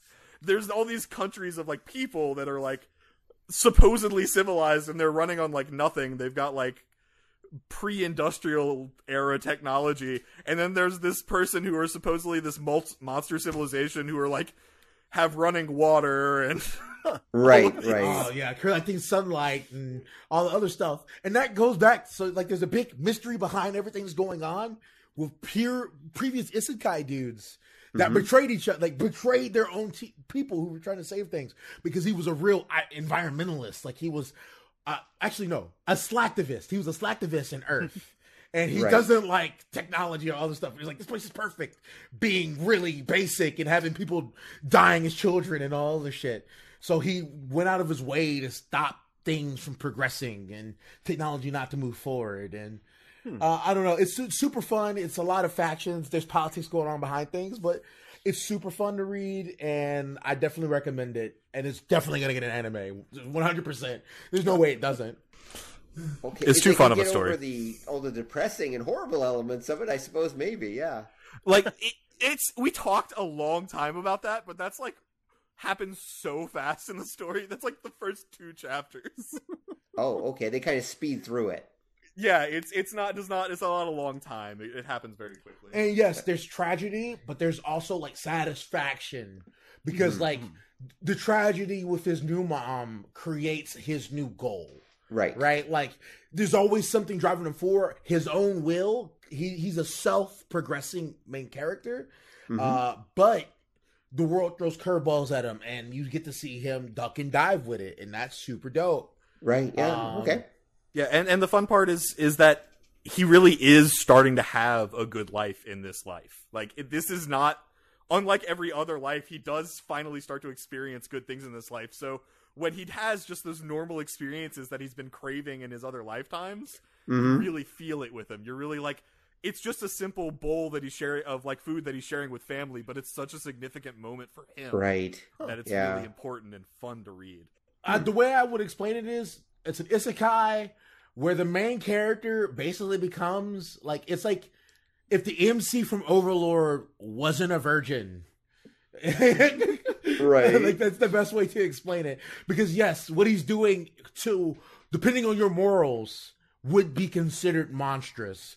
but he Right. is the most good. There's no bad, good, and evil that doesn't exist in real life. And to his people, friends, family, country, he is the penultimate good guy. But to a different country, he would be like the demon of all demon kings. Right. So like, you get to see both sides, and it's great. Okay. Interesting. So I want to ask then, so since this has kind of come up a few times, so how are Japanese, Korean, and Chinese novels different from each other? Like how flavor-wise and tone-wise and that, how do they differentiate from each other? Typically, your Japanese novels, they're going to be a little bit more lighthearted. I mean, obviously, there are exceptions in all three of these, but Right. in a general sense, they're going to be a little bit more lighthearted. They're probably going to have a little bit more Western sensibilities of, like, there being a moral to the story and, like, good should win out or there should be a reason why it didn't. You know, so you're going to get a lot more of that kind of storytelling. Again, there are exceptions. The main characters usually in Japanese novels are a lot softer, a lot. I'm not gonna use alpha beta, but a lot more soft. Like they're less. You know how They're more a Chinese passive. MC is gonna live his life very. You're not gonna disrespect me. I'm gonna slap you in the face. Your woman is mine. What else? What else? You're not gonna tread on me. I'm gonna kill your whole family. Giving you mercy is being merciless to myself. So you can't live. No, the Japanese main character is gonna make those traditional. You know, I'm a good guy. We're going to save everybody's life. We're gonna save Yeah. everybody. Nakama, all that. You know, very like a lot of shonen protagonists, but even the seinen characters still have a little bit of that being a little softer, romance being something saved for the end of the story. In Chinese novels, you'll see a guy get his wife first few chapters, or you'll see him fall in love and then have that love taken from him, or like they're more free with their stuff. I feel like Korean novels are a bit in between on that romance stuff. Sometimes the romance is at the end, sometimes the romance is the beginning. Sometimes, but like it's not a place that doesn't get tread. You know, like romance isn't going to be unrequited for the most part in a Chinese novel. Right. Even like the romance novels.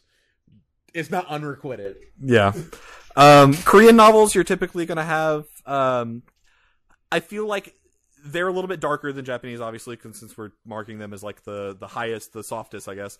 The people in the stories usually come from very much like down on your luck. People that were either like deeply in debt or, you know, had to support two family members and were like working 7 jobs since they were like 13 and lying about their age.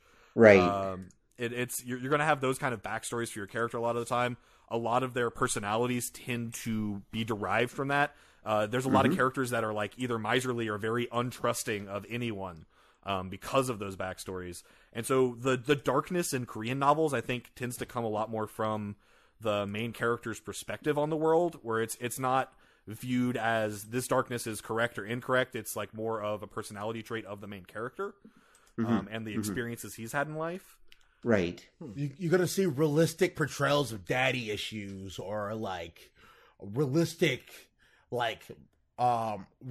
views, like realistic world views, where like you'll see a main character that's just like not really trusting of the government because, you know, Right. Yeah. I'm a little guy, government's done nothing for me, there's corruption there. Or you'll see him like have very Korean viewpoints of America, or dealing with China. Like you'll see like China does some really dirty stuff in Korean novels. Like some really like, oh, yo, the world has united.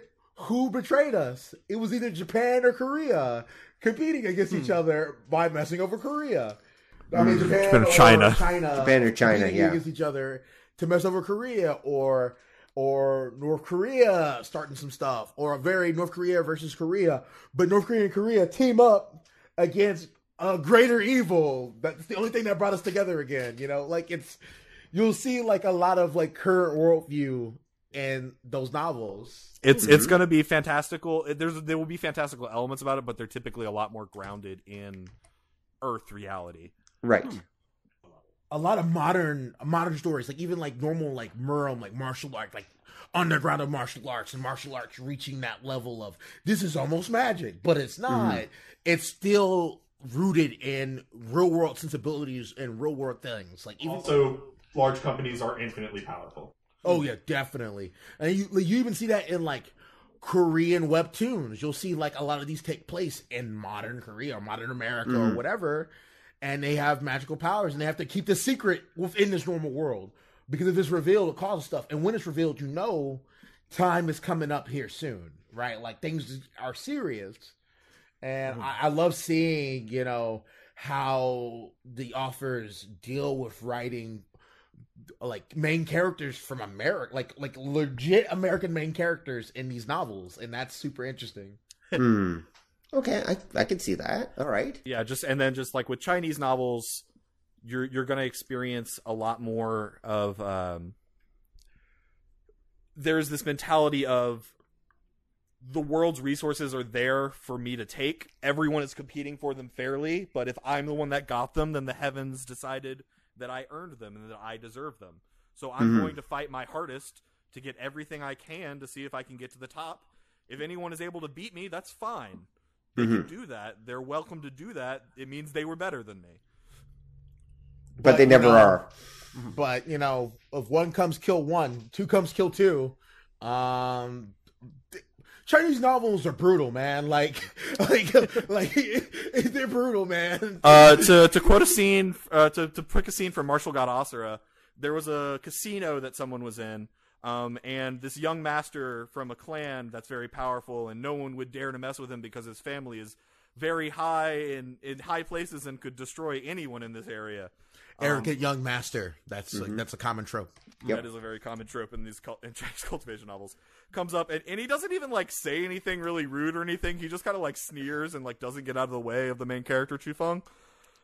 And the guy is just like, all right, cool, and just like cuts off the arms of all of his like all of the guy's subordinates. Starts like just like sending out palms that turn people into meat paste and blood puddles. And then for the main guy, he steals all his shit. And then uses his formation ability, his world spirit formation abilities, to take the septic tank of the casino and trap it in this small space. He teleports the guy into the space, and then has the formation be magically powered to be able to allow anything inside of it to survive on shit. Doesn't change the taste or anything like that, but he just is like, all right, you can exist as long as you want to in the shit dimension, and that's the rest of your life. Forever. That's Jesus. Big. And then he buried him underground and walked away and never dealt with it again. So that man is going to live forever. Because, by the way, these are characters that are cultivators, which means they have very long lives of existing entirely off shit. Oh shit my God. Is his world. Shit is his life, and he'll never be strong enough to break out of this shit dimension. But this happened because earlier on in the novel, I mean, and I don't say earlier on, like not specifically, but early on in the novel, Chufeng went off to go deal with something that he started some shit. He went over to go and solve it. When he came back, the other people involved with that shit had come and murdered his entire ancestral family, thrown all of their bones into a pool, and written like, "Suck it, Chufeng," on top of their nameplate. Right. Like, so he's like, well, this isn't ever going to happen to me again. Ever. It's honestly, it's the concept of face. What is it? Guangxi or I forgot Guangxi. what? Guangxi. Yeah. Guangxi. Like face in Chinese culture is very real, but in the novels they take maintaining your face to a level that is insane. Like the main characters that are shameless, that we're gonna do our next episode 9-star hegemon body art. Mm-hmm. That's a character who specializes in face slapping. His divine ability is to slap faces. There are just whole paragraphs talking about the graceful angle of the slap was impossible to see coming. No one could possibly maintain the... There was no killing intent. like he's just knocking teeth out and all the other stuff. And don't you ever talk about me again? Don't you ever talk about my wife again? Don't you ever look at any of my women? Or I'm gonna slap you in the face and then I'll freaking murder you. And that's that character. I don't want to cause any trouble. I don't like very Jackie Chan. I don't want any trouble. But instead of beating you with a mop like Jackie Chan does, I'm gonna cut your head off and then explode your body into meat paste because you looked at me wrong after I slapped you, or I embarrass you so much you hope for death. Right. But it will never come because you're not worth it. And if anyone dares to kill you, I'll kill them, their whole family, and burn their houses down. Because if I showed you any mercy, it would be like being merciless to myself. I'm doing this as a righteous individual, you understand? I'm a good person. But like all he does is like flirt and like kill people. But his flirting is great too, because he's like, I hope to become one big scoundrel. I'm gonna be the greatest scoundrel. Right. And like he's flirting with all of these fairy-like beauties, and then they're all accepted that we're all just going to be together with him. It's fine. Right. But they're all like totally stronger than him, but they're not because they're not. Because he's great. And if he looks favorably on you, you're gonna be great, like Guru Ran, because he's great. Well, I mean, the whole point of it is that, like, if this wasn't the story of the guy where everything went right for him, we wouldn't be reading about it. We'd be reading about the other guy who was the guy that everything went right for. So, like, we're reading about the story of that guy that's 1 in 10 million and 10 million and 10 million and 10 million. Yeah. Oh yeah, his life's in danger, and things happen. But they happen because he also refuses to ever, like, you know how everyone's been this guy, like at work, at school, say somebody says something, or like somebody look at you wrong, or browse past you wrong, and you're like, man, I'm gonna say something. But you know, if you say something, it's gonna start some trouble, and you know, someone might get shot or something, you know, this is a character who doesn't care. You trifle past me, you mess with me, I have to give you what for. Or my name isn't X. Yeah, because that's the character's Dao heart, and if they didn't live up to that, they'd be injuring their own Dao heart, creating a heart demon, impacting their future cultivation. I can't take shit from nobody, and that's a common thing too. Dao hearts. It's like a trope in these types of novels, in Chinese novels. Your Dao heart, you have to go with what your heart believes in. But you know, if this was Japanese, your heart would be like, gotta save everybody, all other stuff. In Chinese, it's my will is greater than the heavens. What I say is greater than the gods that made this universe. What I say. Right. Not what they say, what I say. Right. So yeah, those are pretty much the differences between the 3 types of novels. Wow. You know, put very succinctly, you know, just a quick summary. Okay, so what you're saying is, just to clarify here, so Japan is like going to like summer camp. And then Korea is like going to a kind of rough summer camp. And then the Chinese stuff is like going to a slasher movie summer camp. So that's well put. Yeah. The Japanese summer camp has like clean pools and like good beds and everything is great. The Korean summer camp, they got dirty pools and they're poor and the counselors are jerks and they all hate you and everything. Yeah. And you'll learn character from it, so it's fine. And the Chinese ones, it's that except you killed everybody. Well, everybody's trying to kill everybody. It's basically the battle royale of summer camps. The slasher was you all along. It was you. Yeah, the slasher is the main character. I was Jason the whole time. There we go. Yeah, exactly. Wow. Okay. So folks, those who are listening, now you know what the levels of brutal are. You can work your way up or down. Do whatever you like. Like even the romance novels that are brutal. Even the romance novels in Chinese are brutal. They're rough, man. Like it's hard to now that I think about it. It's kind of messed up. But it's so good. It's so entertaining. Right. Well, it makes you think or wonder exactly what life is like in China that produces this. Well, I mean, it makes perfect sense to me because, like, in China, there's just...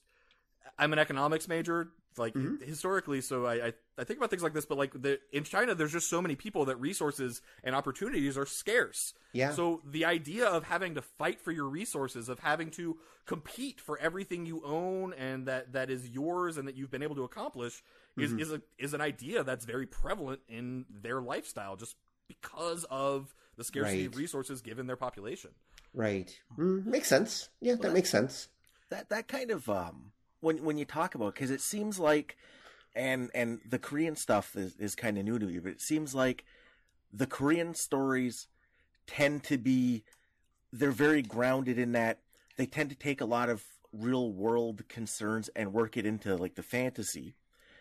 The Japanese stuff seems to be about getting as far away from the real world as possible, often literally. And the Chinese stuff seems to be, there's a prevalent theme of starting from scratch and becoming, I believe the phrase is, the cock and balls master of all known worlds. Yes. And I'm wondering, is this some kind of like weird wish fulfillment that comes from each culture? Like, how is it that these ideas become so prevalent to through each of the cultures?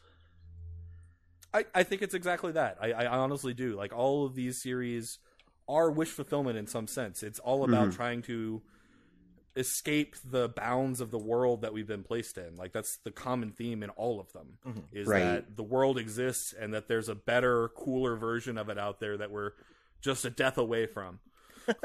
Right. I'll notice that in the Korean novels, it's always like, I'm not gonna say always, but for the most part, like the main character, either if he's from a fantasy or if he's back, they either want to go back to their normal life. They want to be with their mother and their sister and their family. They want to go back to Seoul or get the Earth back to where it was. You know, like the powers are cool, but like I only have these as a means to an end. You know, I want my life to be great, but normal. And in Japan, like the Japanese stuff, the escapism is like true escapism. Usually you don't see these guys like, they're not really trying to get out. And if they are trying to get out, they're trying to maintain that same sense of the life they had within the game or the world or the powers they had. And, you know, I can see where in that culture that would be interesting, since there's such a air of conformity. Yeah, I mean, Japanese culture. One of the, like, I think most prevalent tropes in isekai stories is, like, especially in ones where the person gets some level of power in the world, is them, like, trying to recreate rice and trying to recreate Japanese foods for them to eat again. That's true. Yeah. Yeah.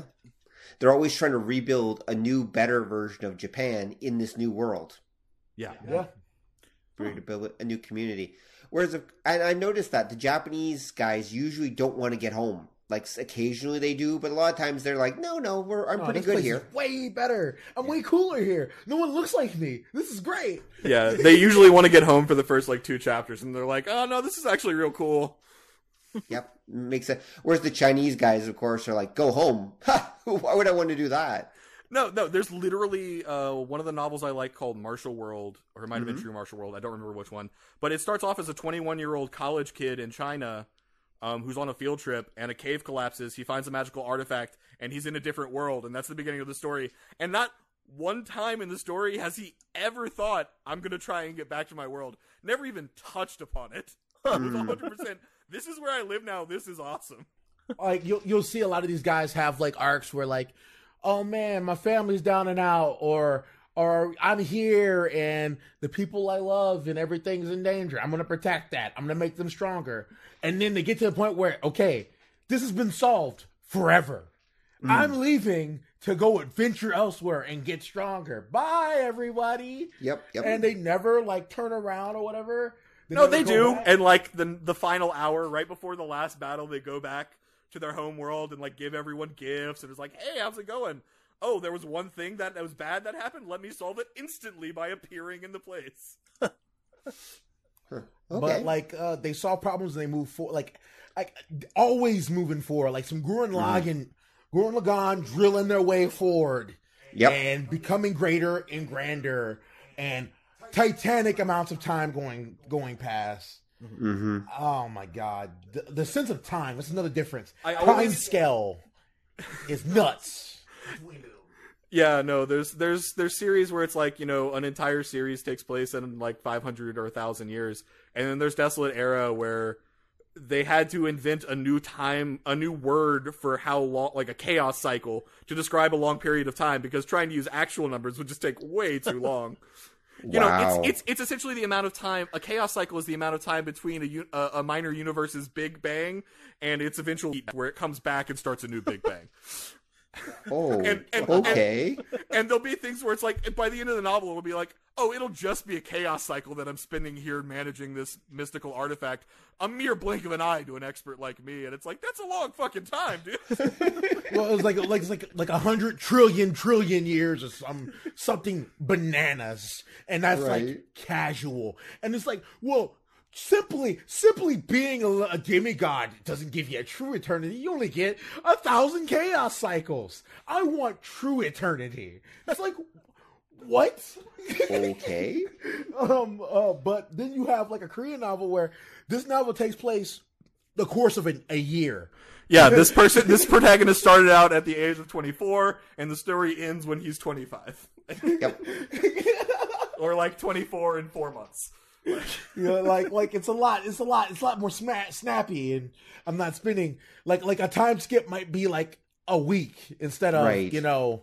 100,000 years later. I finally gained enlightenment on this one part of this one law of this one part of my Tao. I could train this for a bit. Oh, someone's bothering me in my 100,000 year Closed door cultivation. I'm gonna go and fish for a few thousand years, guys. so that I can understand the Tao of water. Okay. Wow. That's insane. No, it really is. And it's like, I'm always, in a Chinese novel, I'm always waiting for that first moment where it's like, and then 500 years pass. Oh man, that's so short. Like 500 years, like 5 minutes. Well, yeah, at that the point. entire story is taking, like, you've gotten them from the ages of 10 to 16, and they've risen through 18 great realms of cultivation, and then, like, suddenly one chapter, and then 50 years pass, and you're like, whoa, that's like 3 times the length of the story! Right. Wow. And is that normal for Chinese novels, that as they go on, Almost they just always. exponentially get bigger and bigger time jumps or spans? It is, because it all comes from, like, Taoist principles of, like, building up until it becomes 9, and then becoming 10, becoming a whole perfection, and then it becoming 1 again because it's reached a great circle. So Right. it's like, Yeah. and so it has this idea of, like, always building, always moving forward, and whatever you do becoming the foundation for the next actual step that you're doing, and breaking through to new realms of cultivation. There's always bottlenecks in like basic cultivation. That like I'm gonna use generic cultivation. Like if you're writing, I'm gonna give you the rundown of writing a generic cultivation novel. You ready for this? Okay, There's go. going to be of the Hoshin levels. There's 3 levels of Hoshin. There's going to be your key condensation, your level 1, and that goes up to 9 unless you're special. Then you go to 10 or 13. After key condensation, you have like Foundation establishment. or like pillar or something nuts, something more serious, or blood condensation, or something in your body that becomes more solid, or you're creating a world within yourself, or you're solidifying your mind seed, or something profound. And that one also has 9 levels, or 10 or 13. And there's bottlenecks at early stages at 3. Mid 3, 6, stages and up- 9 are bottlenecks. 3, 6, 9, all that. Working to 7, you're like way stronger. And because this guy's had harder foundations, or has taken more power than anyone else to get to these same levels, he's going to be stronger than, like, he's going to be undisputed on his tier. So he can fight between realms, between minor realms. And then you go up to your next minor realm. Let's call this, after foundation establishment. Nascent soul. Or that's the nascent soul, or like you're cultivating your soul now, or your bones, or something more solid than your blood. Forming your Jindan, your golden core in your Dantian. Yeah, the energy in your Dantian is no longer a gas; it begins to liquefy.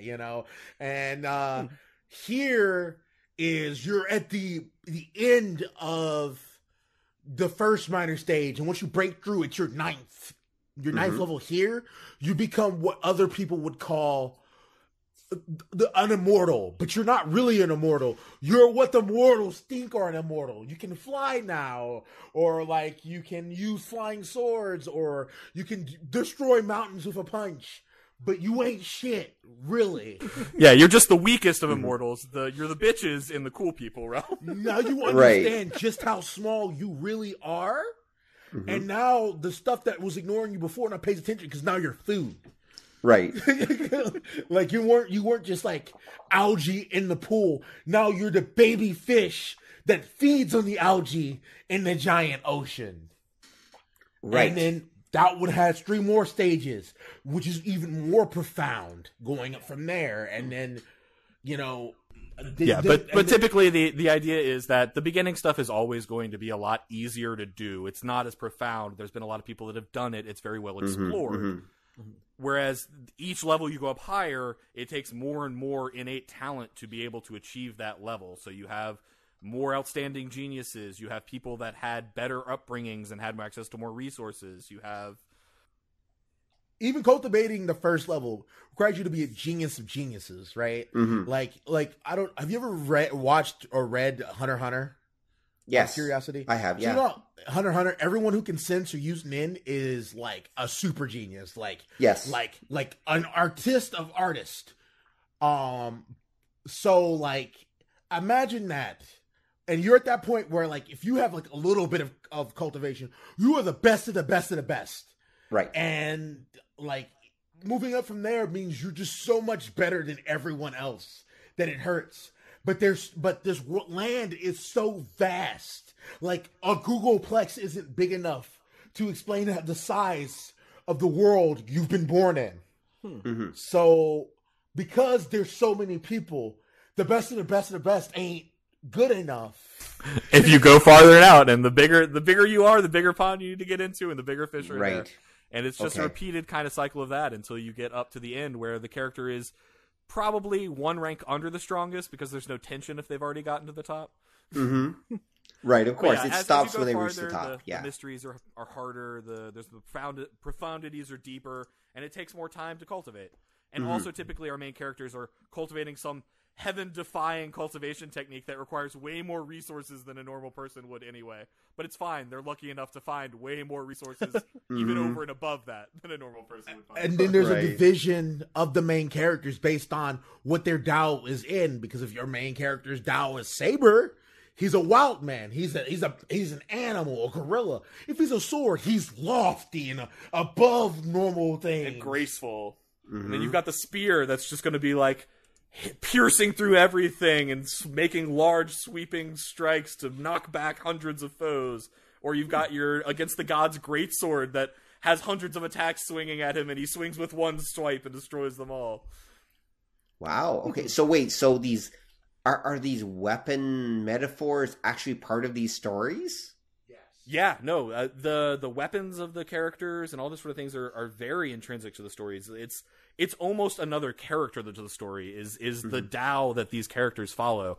And their element in their weapon that they focus on can be like the base of their Tao. Or you'll have like characters who like where his Tao is literally like stuff lying on the floor, like improvised weapons, and he lives his life with anything and everything, as long as he has some clothing on, he's dangerous, like, and that creates like it changes the way they look at the world, how they path they travel, because your Tao is your everything. It becomes like how you gained your immortality and your godhood is through your Tao, so it represents who you are as a godlike being. Yeah, I mean, it varies because obviously the Tao is very much up to author interpretation of how that's established and how the world exists. But there's some characters where literally their ability to understand the sword is what allows them to become physically stronger. Like, I have understood the sword at such a level that the universe is like, that's really cool. I'm going to make you stronger so that more of that exists. Wow. And like it bestows cultivation it's the thing that breaks that bottleneck that allows them to move into the next realm, is that they understand the sword at a next level. They've created the Omega Sword Tao. They understand the sword so much they no longer need a sword to execute the sword Tao. Merely his finger Or his words can represent the ideal of sword. So profound, profundity so thick that they cut you on a soul or molecular level. It's insane. But Okay. like sword. I don't really like sword main characters that much because I've seen like this little era messed up sword MCs for me because it was the like take sword taken to the umpteenth degree, the omega degree. There will never be a sword greater than it. But when I see other sword characters in other books, it's almost like you understand all of the memes with this character. Like this character can't be trained from anyone. They can never have someone teach them a sword Dao because everyone's sword Dao is original to theirs. Or like they're super cocky, or they or he only uses his hand for his sword. It can never be used for anything else. Right. Like he doesn't even pick up water with that sword. Yeah, because to do anything else would violate his Dao heart. Again, coming back to that concept, it's very important in these novels. So, and you'll see that in other like writers' tropes in their cultivation novels because it's like clearly they understand this genre too. So like, I don't want my character to use a sword. I want him to use that saber guy. I want him to be a saber. Like you think a sword saber is really close, but it's so different in novels because a saber is not about being, accurate or Yeah, a saber is about hitting you and then pushing through because your weapon's heavier and you're stronger than your opponent, so you're going to clash with them directly and win. A sword's going to deflect your energy and gracefully cut you where you're weak. A spear is going to pierce through the weak point of your defense. It's all its own mentality, and they have their own characters, and it's also defined by how the main character views those weapons. Like a sword's at some point, like it's great when they have these moments where like a sword's just a jagged piece of metal. It's so simple, it's so everything, and then they also have these things where it's like, oh, I realize how to cut, and the sword slash will appear 1,000,000 miles from me.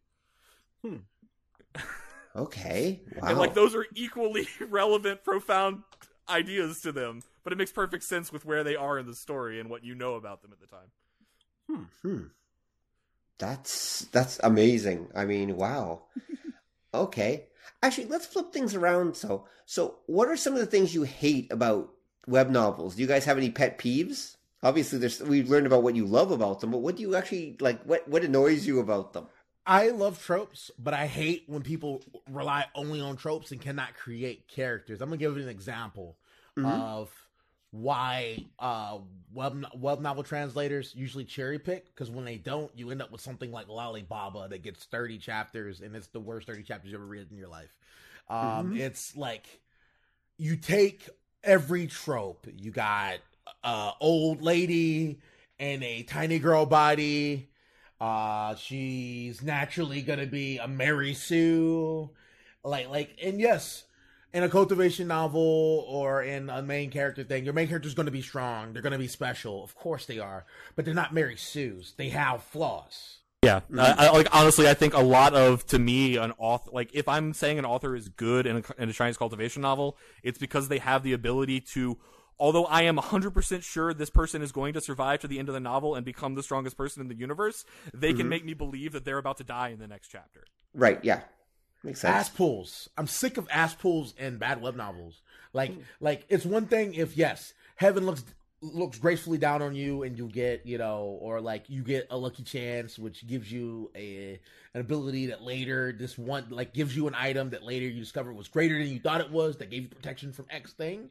But in those, they would have like a reason. They've been alluding to it cultivating your soul or protecting you from blah blah blah or healing you from wounds. They've given you something that this thing has always healed you all this time. So of course it healed your heart that one time you were pierced.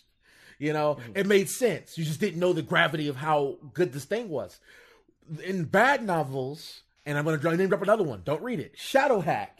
In this one, it literally pulls real world, like universal bullshit out its ass on the chapter. It's important just to save this character or have this character be greater than this person, or secretly, even though you've been with this character the entire time, he's secretly for 8 months trained this ability that we didn't mention the entire time until right now. It's like Batman shark repellent. Pull that shit out right now. As if he's been training it for 10 months and no one told you. Yep. I hate that. And it's irritating how common it is in weaker novels. Like, don't ask for things. Let the world naturally evolve and build it up, and it happens too often. Yeah, no, I'm honestly in pretty much the exact same boat as Richard on this one. What bothers me is when cliches come out of bad writing and not out of an appreciation for the genre. And it's very clear when there's a difference in the two. Reading 9-Star Hegemon Body Arts, it is one of the most formulaic novels, cultivation novels that I've read, and it is thoroughly enjoyable at every moment. Even if I know what's about to happen, I am anticipating it and eagerly waiting for it. But like, if you get some of these other novels where it's very evident that the reason why this person showed up and saved this person is because the author had no idea how to get their character out of the situation, but they still wanted to have their character say "fuck you" to somebody that was way stronger than them. Okay. Like 9-Star Hegemon Body Art is the perfect example of super formulaic. If you read the comments, you'll be like, oh man, when you're reading it, you know there's going to be an auction. You know there's going to be someone way above having an issue with it. You know this main character wants to walk away but can't. There's a part where he sees like this monster that's too strong. There's no way he can beat it. But he's guarding a treasure. And he himself tells himself, come on, it's suicide for me to go get this. But I'm infected with this disease. See it, gotta have it. So I'm gonna go get it. And then, then he spends 7-8 chapters running from this thing for his life, and then running into people because he remembered where they fucking were to get revenge on people who were too strong for him to stop, or bringing this thing he can't stop to them. Right. And then there's a lot of like, if I can't beat you to death, I'll play you to death in 9-Star Hegemony Body Arts. It's great. Like, okay. I love that, and I know they're gonna do that. About things we hate. But like the things we hate, do that, but poorly. Like, yes, this dude is 4 realms away from you. There is no way humanly possible for you to beat a dude 4 realms above you. I'll give you a realm. If you're great, I'll give you 2 great realms. But 4 great realms, that's a god. He can blink and you'll die. This person could spit at you and you would drown. Like, it's... Right. You don't have a shot at this, and yet they're going to speak to this person, and the way they're going to resolve this is, like, someone, a mysterious elder that's been watching this person that's also 4 realms lower than them, or maybe, like, 6 realms lower than them, we don't know. But plot armor, mysterious elder comes out of the fucking sidewalk and is like, oh, no, this person's very important. Here, let me feed them this miraculous medicinal pill that's never been mentioned before, but allows a person to raise 2 great realms, and then it'll be possible for you to be evenly matched. Or it'll be like, yes, no, I was friends with your uncle, so I owed him a favor, and now I'm gonna save you once. Right. And it's just like, that's you just didn't even weak. set that up. Like, it'd be one thing if you set up that, yes, your uncle was a badass, and he saved this man's life, and to respect him, I'm gonna help you out just this one time. Never again. And if you do this again, I'll kill you myself. I'm okay with that. But like, you don't get that. Some dudes just let the ass pools rock. And it happens in Japanese novels too. Like, they let the ass pools rock. Or like, oh, this is another thing. This is why I don't read as many Japanese novels as I used to. The coward Japanese main character cuck. I can't stand Japanese main character cuck. I can't stand it. What do you mean by that? Can you explain? You go ahead. Like, I will rant forever. So, like, there's this mentality, and I think it's partially because it's escapism. And I mean, like, if you're reading the stats, apparently 1 in 4 Japanese 20 to 30-year-olds are virgins right now. So it's a cultural phenomenon of, like, and especially the people that would be more interested in this kind of escapism philosophy, I think tend to be more on that side of the Japanese philosophy, like, culture. So there's a lot of, it's targeted towards those people. And, there's a lot of people that have never had a girlfriend or they're a virgin. So the main character is a virgin or has never had sex. And there's always like, they're so close to having sex, but another girl comes in and interrupts it, or their master comes in and is like, talks about it, or the girl's brother shows up. It's the stereotypical things that stop romance subplots in like Japanese anime and those sorts of things. but like Right. it just shows up every time. And there's all these moments where like, yeah, no, the main character could actually do this thing if he just had balls and like stepped forward and did it. But they're not. They're just a coward, and like the fact that they're a coward is a plot point, and I don't have that much patience for those people anymore. It's like they have learning disabilities too, because there's tons of problems that will be solved. The main character just freaking say it, just talk, just be a person. Please just be a person. But no, you can't be a person because you're a Japanese virgin cuck. And you'll never stop being Japanese virgin cuck throughout this whole novel. Like, and you build this harem, but you're too much of a fucking cuck to realize you have this harem of women around you. Do something. Progress. Be people. Communicate. Do something. And they never do it. And there's so many Japanese novels like this. And it ends up being bad because they create problems because you can't communicate. And I don't want to read that for the 1,000th fucking time. Yeah, I'd much rather read problems that are caused by actual things and are dealt with by competent people. Oh, he can't help us because he's too weak. If he goes, actually, I killed that thing. I'm stronger than everyone. If you listen to me, we'll prepare and we can deal with the next problem. No, I'm too afraid to speak because blah, blah, blah son is talking or blah, blah, blah Sean's talking. And, oh, I really hate that other guy who's getting her affection and I'm too scared to say anything and blah, blah, blah, blah, blah, blah, blah. And I'll stay with him in secret. And Will our relationship change? I don't know if she's dating that other guy. Jesus, just be a person. And it's like, it's fine. When I was in puberty, I relate to that, and I was okay with it. But like, I'm an adult now, and I want to read about people with adult emotions and reactions to things. Tenchi Muyo is like 35 years. How old is it now? Really old, at least 35 years, yeah. Tenchi Muyo has a harem, but Tenchi's not a cuck. Tenchi at least does something. And that's like the harem of harems. People just do something. If Tenchi 35 years ago got it better than your main character in 2019, I suggest you stop writing. Yeah. Yeah. Well, I mean, that's what happens when the actual authors are a bunch of, virgin neats, basically, who literally live in their parents', extra room, and never come out. I mean, they're the authors, right? So they're writing themselves. This is why I like High School DxD so much. Because this is clearly written by a dude who might have been that, but he likes breasts. And he has breast cultivation. And that's what we're about. That is the most fan servicey thing I have ever seen in my entire life, and I'm totally fine with it because it's a goddamn plot point. It's not irrelevant. It's written into the story, and it's important. It's not just done for fan service. It's done because it matters to the story. And I love it that like he's a common writer, right? His morpher is depressed because the guy who has the belt is powered by breasts. Like breasts make him stronger.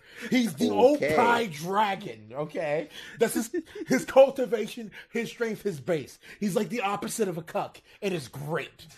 That's why I enjoyed reading it so much, because it's like, are you serious? Why is this like a good action like story? But also, why are breasts important to the plot? Right. Wow. Okay. I wouldn't think He that just would be wants them so bad. His will is so powerful. If he's fighting a female, he's literally undefeatable, like untouchable. God could be a woman, and you couldn't stop him because he got to see what them titties do.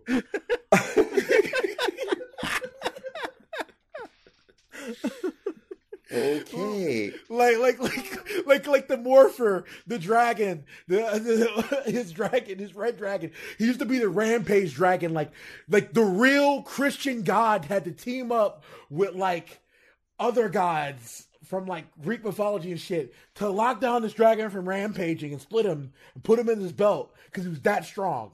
Mm-hmm. He has to go to therapy because he's depressed because the guy who pilots him is obsessed with breasts. Right. Like, so it's like an inside joke, but it's great. Okay. All right. Well, that says a lot about the people who read and write web novels. Okay, then. Actually, let's shift over to something then. So what about the English web novel community? Is there a large fan community for these things in English? It's definitely growing too. And you'd say it's growing? I think so, personally. I see a lot more comments. I mean, I think it has to be growing because the infrastructure for it is growing, sort of. I mean, some of the smaller fan-translated sites are running into some issues with the legal owners of the books in some cases and kind of falling off here and there. But the ones that have managed to stick it out, I think are continuing to grow, continuing to release new novels, continuing to support new translators. And you can't do that if your community isn't growing. I mean, you can tell it's growing because you have these multi-million-dollar companies who are expanding into the West to get the money for themselves because it exists now. Like the donations these translators are getting for these chapters are high enough, and the ad revenue is high enough for them to go, wait, hold up, that should be ours. You can't have that on your stuff anymore. Oh no, I remember back, like when I was talking about back in the early days of Wuxia World, when Rin was translating chapters, like he was doing sponsored chapters. He had like a set schedule, but he would do extra ones if people sponsored them. And I remember one time he released a note that was like, "Oh man, wow, the queue wasn't full. It's been the first time in like 2 months. I can actually take a break tonight." And like 10 minutes later, edited, "Queue is at $500. You guys are monsters. I'll have a new chapter out soon." Wow. And so they're actually making really good money from donations then. Yeah, at the time they were. Like Rin, I believe, was a ambassador. He worked at an embassy, and like he quit his job doing that to run Wuxia World and translate full time. He was financially supported enough to do that, and by the end of some of the novels he did, he had stopped actually accepting donations, and he had just started like saying like, donate to another book on Wuxia World and just send me the receipt for that, and I'll treat it like you donated to me in terms of like chapters. It's a lot of stuff like that helped build this community. It was really, really cool. I know like one of the reasons I read Martial God Asura was because he did what he called the tsunami, where he would just release like 60 to 90 chapters one day. And Jesus. Yeah, exactly. Of a book where he'd be releasing like 2 to 3 chapters a day, he would suddenly just drop this. I remember one year for Christmas, he did like a 25 Days of Christmas thing where he released 1 bonus chapter the first day, 2 bonus chapters the second day, and kept that up throughout the entire month. And it was just this magical time period where I would just be able to read endlessly. Wow. I remember Gravity Tales, good guy person, before he became the villain of the web novel community. When he was translating, his Patreon was insane. There was so much money in that Patreon. Yeah, he was making 5 digits a month. Like it was some money for it because people just loved the fact that Gravity Tales was doing stuff and there was tons of novels and they were translating novels and it was great. I mean, it's not that anymore because of the Chidian thing, but like, honestly, like there's money there. There's money to be made. There's people who love this stuff, and they can't get it anywhere else. So of course they're gonna pay. So the only thing is I'm worried about is the monetization might slow down the growth because I know like, you know, if you've looked at like Web Novel, the app, the Spirit Stones have gotten a little bit more stingy on those. The really, really popular books are all premium, so they're expensive, and then they have like their subscription plan now. Anything that has a subscription plan is going to be, you know, you can tell they see the dollar signs. Well, do you think they can get people to pay for something they've mostly gotten for free? I think at some point, yes. Depending on how in you are to individual novels. I know there's 3 or 4 on the Web Novel platform that I was reading while they were free to read, and then when they went behind Spirit Stone walls, I pretty much had to stop because I wasn't interested in paying for Spirit Stones or doing anything else. But at this point, the stories have progressed far enough that I'm strongly considering like buying a 1-month membership so that I can read all their novels for free and just like having 5 or 6 books in my library, reading all of them in a month and then canceling my membership. Right. The Netflix approach, yes. Like, you gotta binge it. But the problem is, some of these novels are so long. Like, okay, so it takes everything in me to maintain the Spirit Stones required to finish King's Avatar. King's Avatar used to be on Gravity Tales.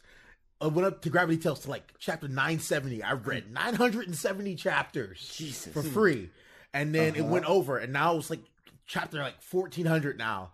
And I've had to do that with Spirit Stones, which means I can only read one novel because it's premium.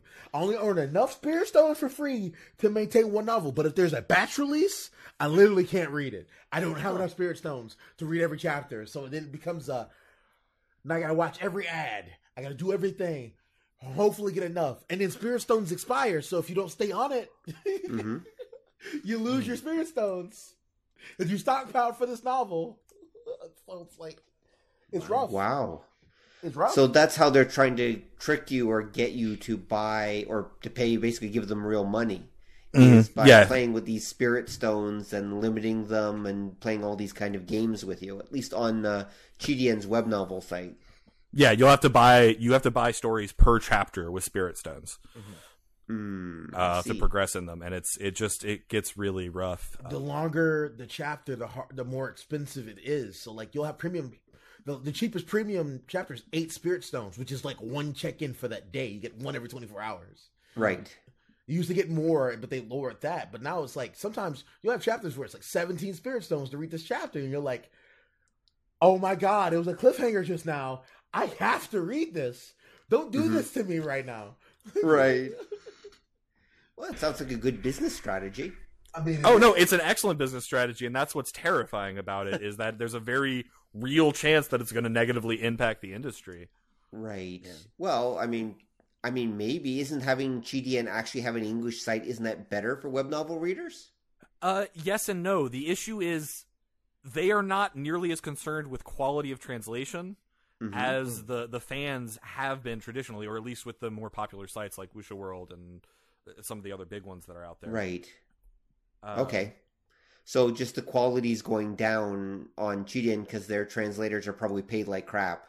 And also, it goes into kind of the cherry picking that we were talking about earlier, in that because they have access to the stories and it's just so much cheaper for them to do what they're doing, they put out anything as opposed to actually picking stories that are good.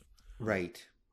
Or they'll dump resources into the wrong story, or like for example, like yes, King's Avatar going to Chidian and King's Avatar being popular in China and here and all that has made it so it has. So instead of one translator, it has 3, it has consistent chapters, and that's fine. I benefit. But there's less popular stuff, according to Chidian, that's really popular among the community that gets translated slower now because of that situation. Or you end up in a situation like Tutorials Too Hard that we covered in, like, we had an interview with the editor and we covered it. It's a great Korean novel owned by Munpia. And because of Munpia's meddling, we can't read it anymore. We have to wait until either A, they get an English version, or B, someone isn't scared of Munpia to translate it. So, like, now I'm stuck at chapter 200 for indefinitely, could be forever, when it could have been done in a year. So now I just have to wait. And if I got to wait, it means I got to wait for the regular translation, which means I have to wait until they get, in their translation, get to 200, and then I can read from there. Hopefully. Right. It's rough. Yeah, it is. Now, where would you recommend people go if they want to find web novels? Like, should they go to like novel updates? Yeah, that was going to be the first thing. If you're looking for Chinese novels, I highly recommend Wuxia World. It's obviously I've mentioned it by name quite a few times, but they've got a really good selection of stuff, and it's run by Rin, who I was talking about, who has really high standards for translation quality and quality assurance. He, like anyone who is translating a book on his site, he knows is a very good translator. Right. Okay. Good. Light Novel Bastion's putting out some good stuff.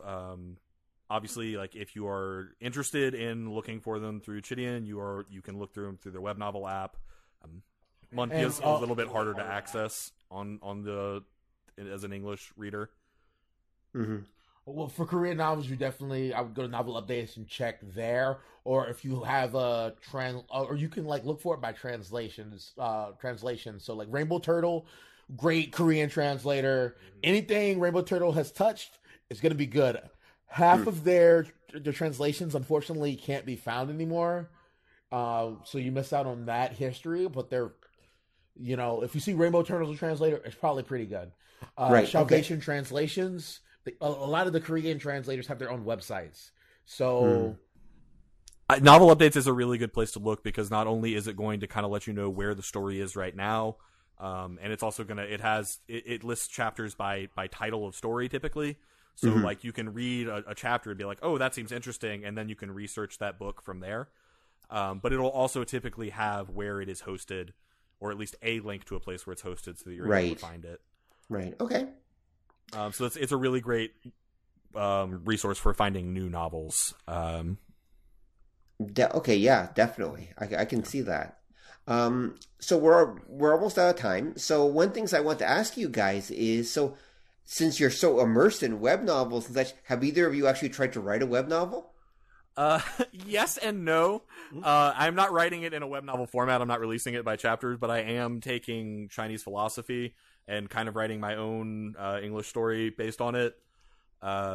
It's kind of mixing in principles of like First Contact from Star Trek, where I have this idea of like there is this extant galactic cultivation federation. Okay. That doesn't make contact with people until until someone has broken through to the first realm of cultivation. So my story starts with Earth's first cultivator, essentially. I mean, it's like I got to read some of his chapters, and I'm gonna tell you, it is a good time the way he sets that up. Honestly, like Okay. if you like Star Trek and you like cultivation, definitely look out for that. It's super good. Yeah, I'm writing it more slowly than I'd like, but it's coming out. So do you intend on just like probably like self-publishing it through Amazon or something like that eventually?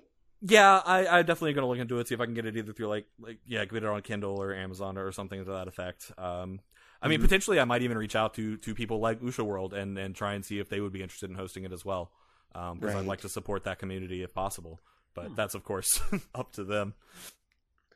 Right, definitely. So how about you, Richard? Have you tried the writing thing? I mean, I like any English major, I've done NaNoWriMo every year since I was a child. I've always done it, but I've always been a short story guy. I used to like write short stories, put on DeviantArt, things of that nature when I was younger. I've actually never thought of writing my own, chapter at a time published web novel. It's never been something that like clicked. I'll consider it though. It seems fun, even if it doesn't turn into anything, it could be something. Oh, come home, write a chapter, posted it. It seems kind of fun. Right. Yeah, okay, that would definitely be fun. So do you guys have any other projects you're involved with or anything besides, of course, Treading the Path of Heaven? That's the only project I've got actively going right now. I know Richard's got some other stuff he's active in.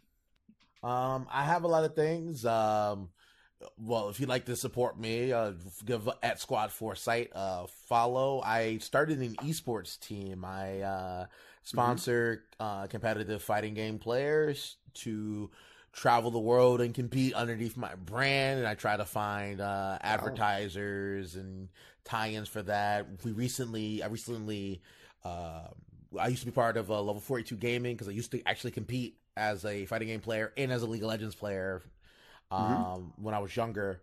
And I studied in esports. I do commentary. I travel, and that's just what I do on the side. Okay. Could you send me the link for that and I'll include it in the show notes? Oh, please do. Please do. I just started the social media, so we don't have a lot of followers, and we can use them. Okay. No, happy to provide. Okay, sounds interesting. So, Don, any final thoughts before we go? Yeah, this is one of the episodes. A lot of what you guys are all talking about is stuff I'm not familiar with. But after this, now there's like 100,000 new books that I want to check out and read because a lot of them sound really good and really strange. Yeah, it's what I love about him is like it's a very different writing philosophy than Western writing, and I've just read enough Western fantasy books at this point. I think I wanted something different, so this is what got me into this, and it's been a great well. I can tell. I can definitely tell, and hopefully you guys will continue treading the path of heaven as well, and keep putting out great new episodes so we can learn more about all these different books that are coming out. I'd recommend our listeners to go check out their podcast. Because you will find out about stuff you never knew existed before. And it's a great way to sample and find out what stuff you might be interested in and what's not your cup of tea. All right, so thank you very much, gentlemen, for coming on the show. We really appreciate it, and for sharing your knowledge with us. It was definitely my pleasure. We appreciate you guys having us. Okay, so, and thank you, listeners, for listening. Please tune in next time for something that's almost as cool as these guys. Talk to you later, and continue to tread the right path.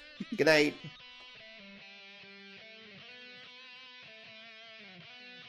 Thanks for listening to the show. If you'd like to hear more or join the conversation, come visit us at obeythedna.com. You can also find us on iTunes or whatever fine podcast site forgot to lock their back door. So until next time, remember that to master the nerdly arts takes time, practice, and enough Coca-Cola to drop a rhino. See ya!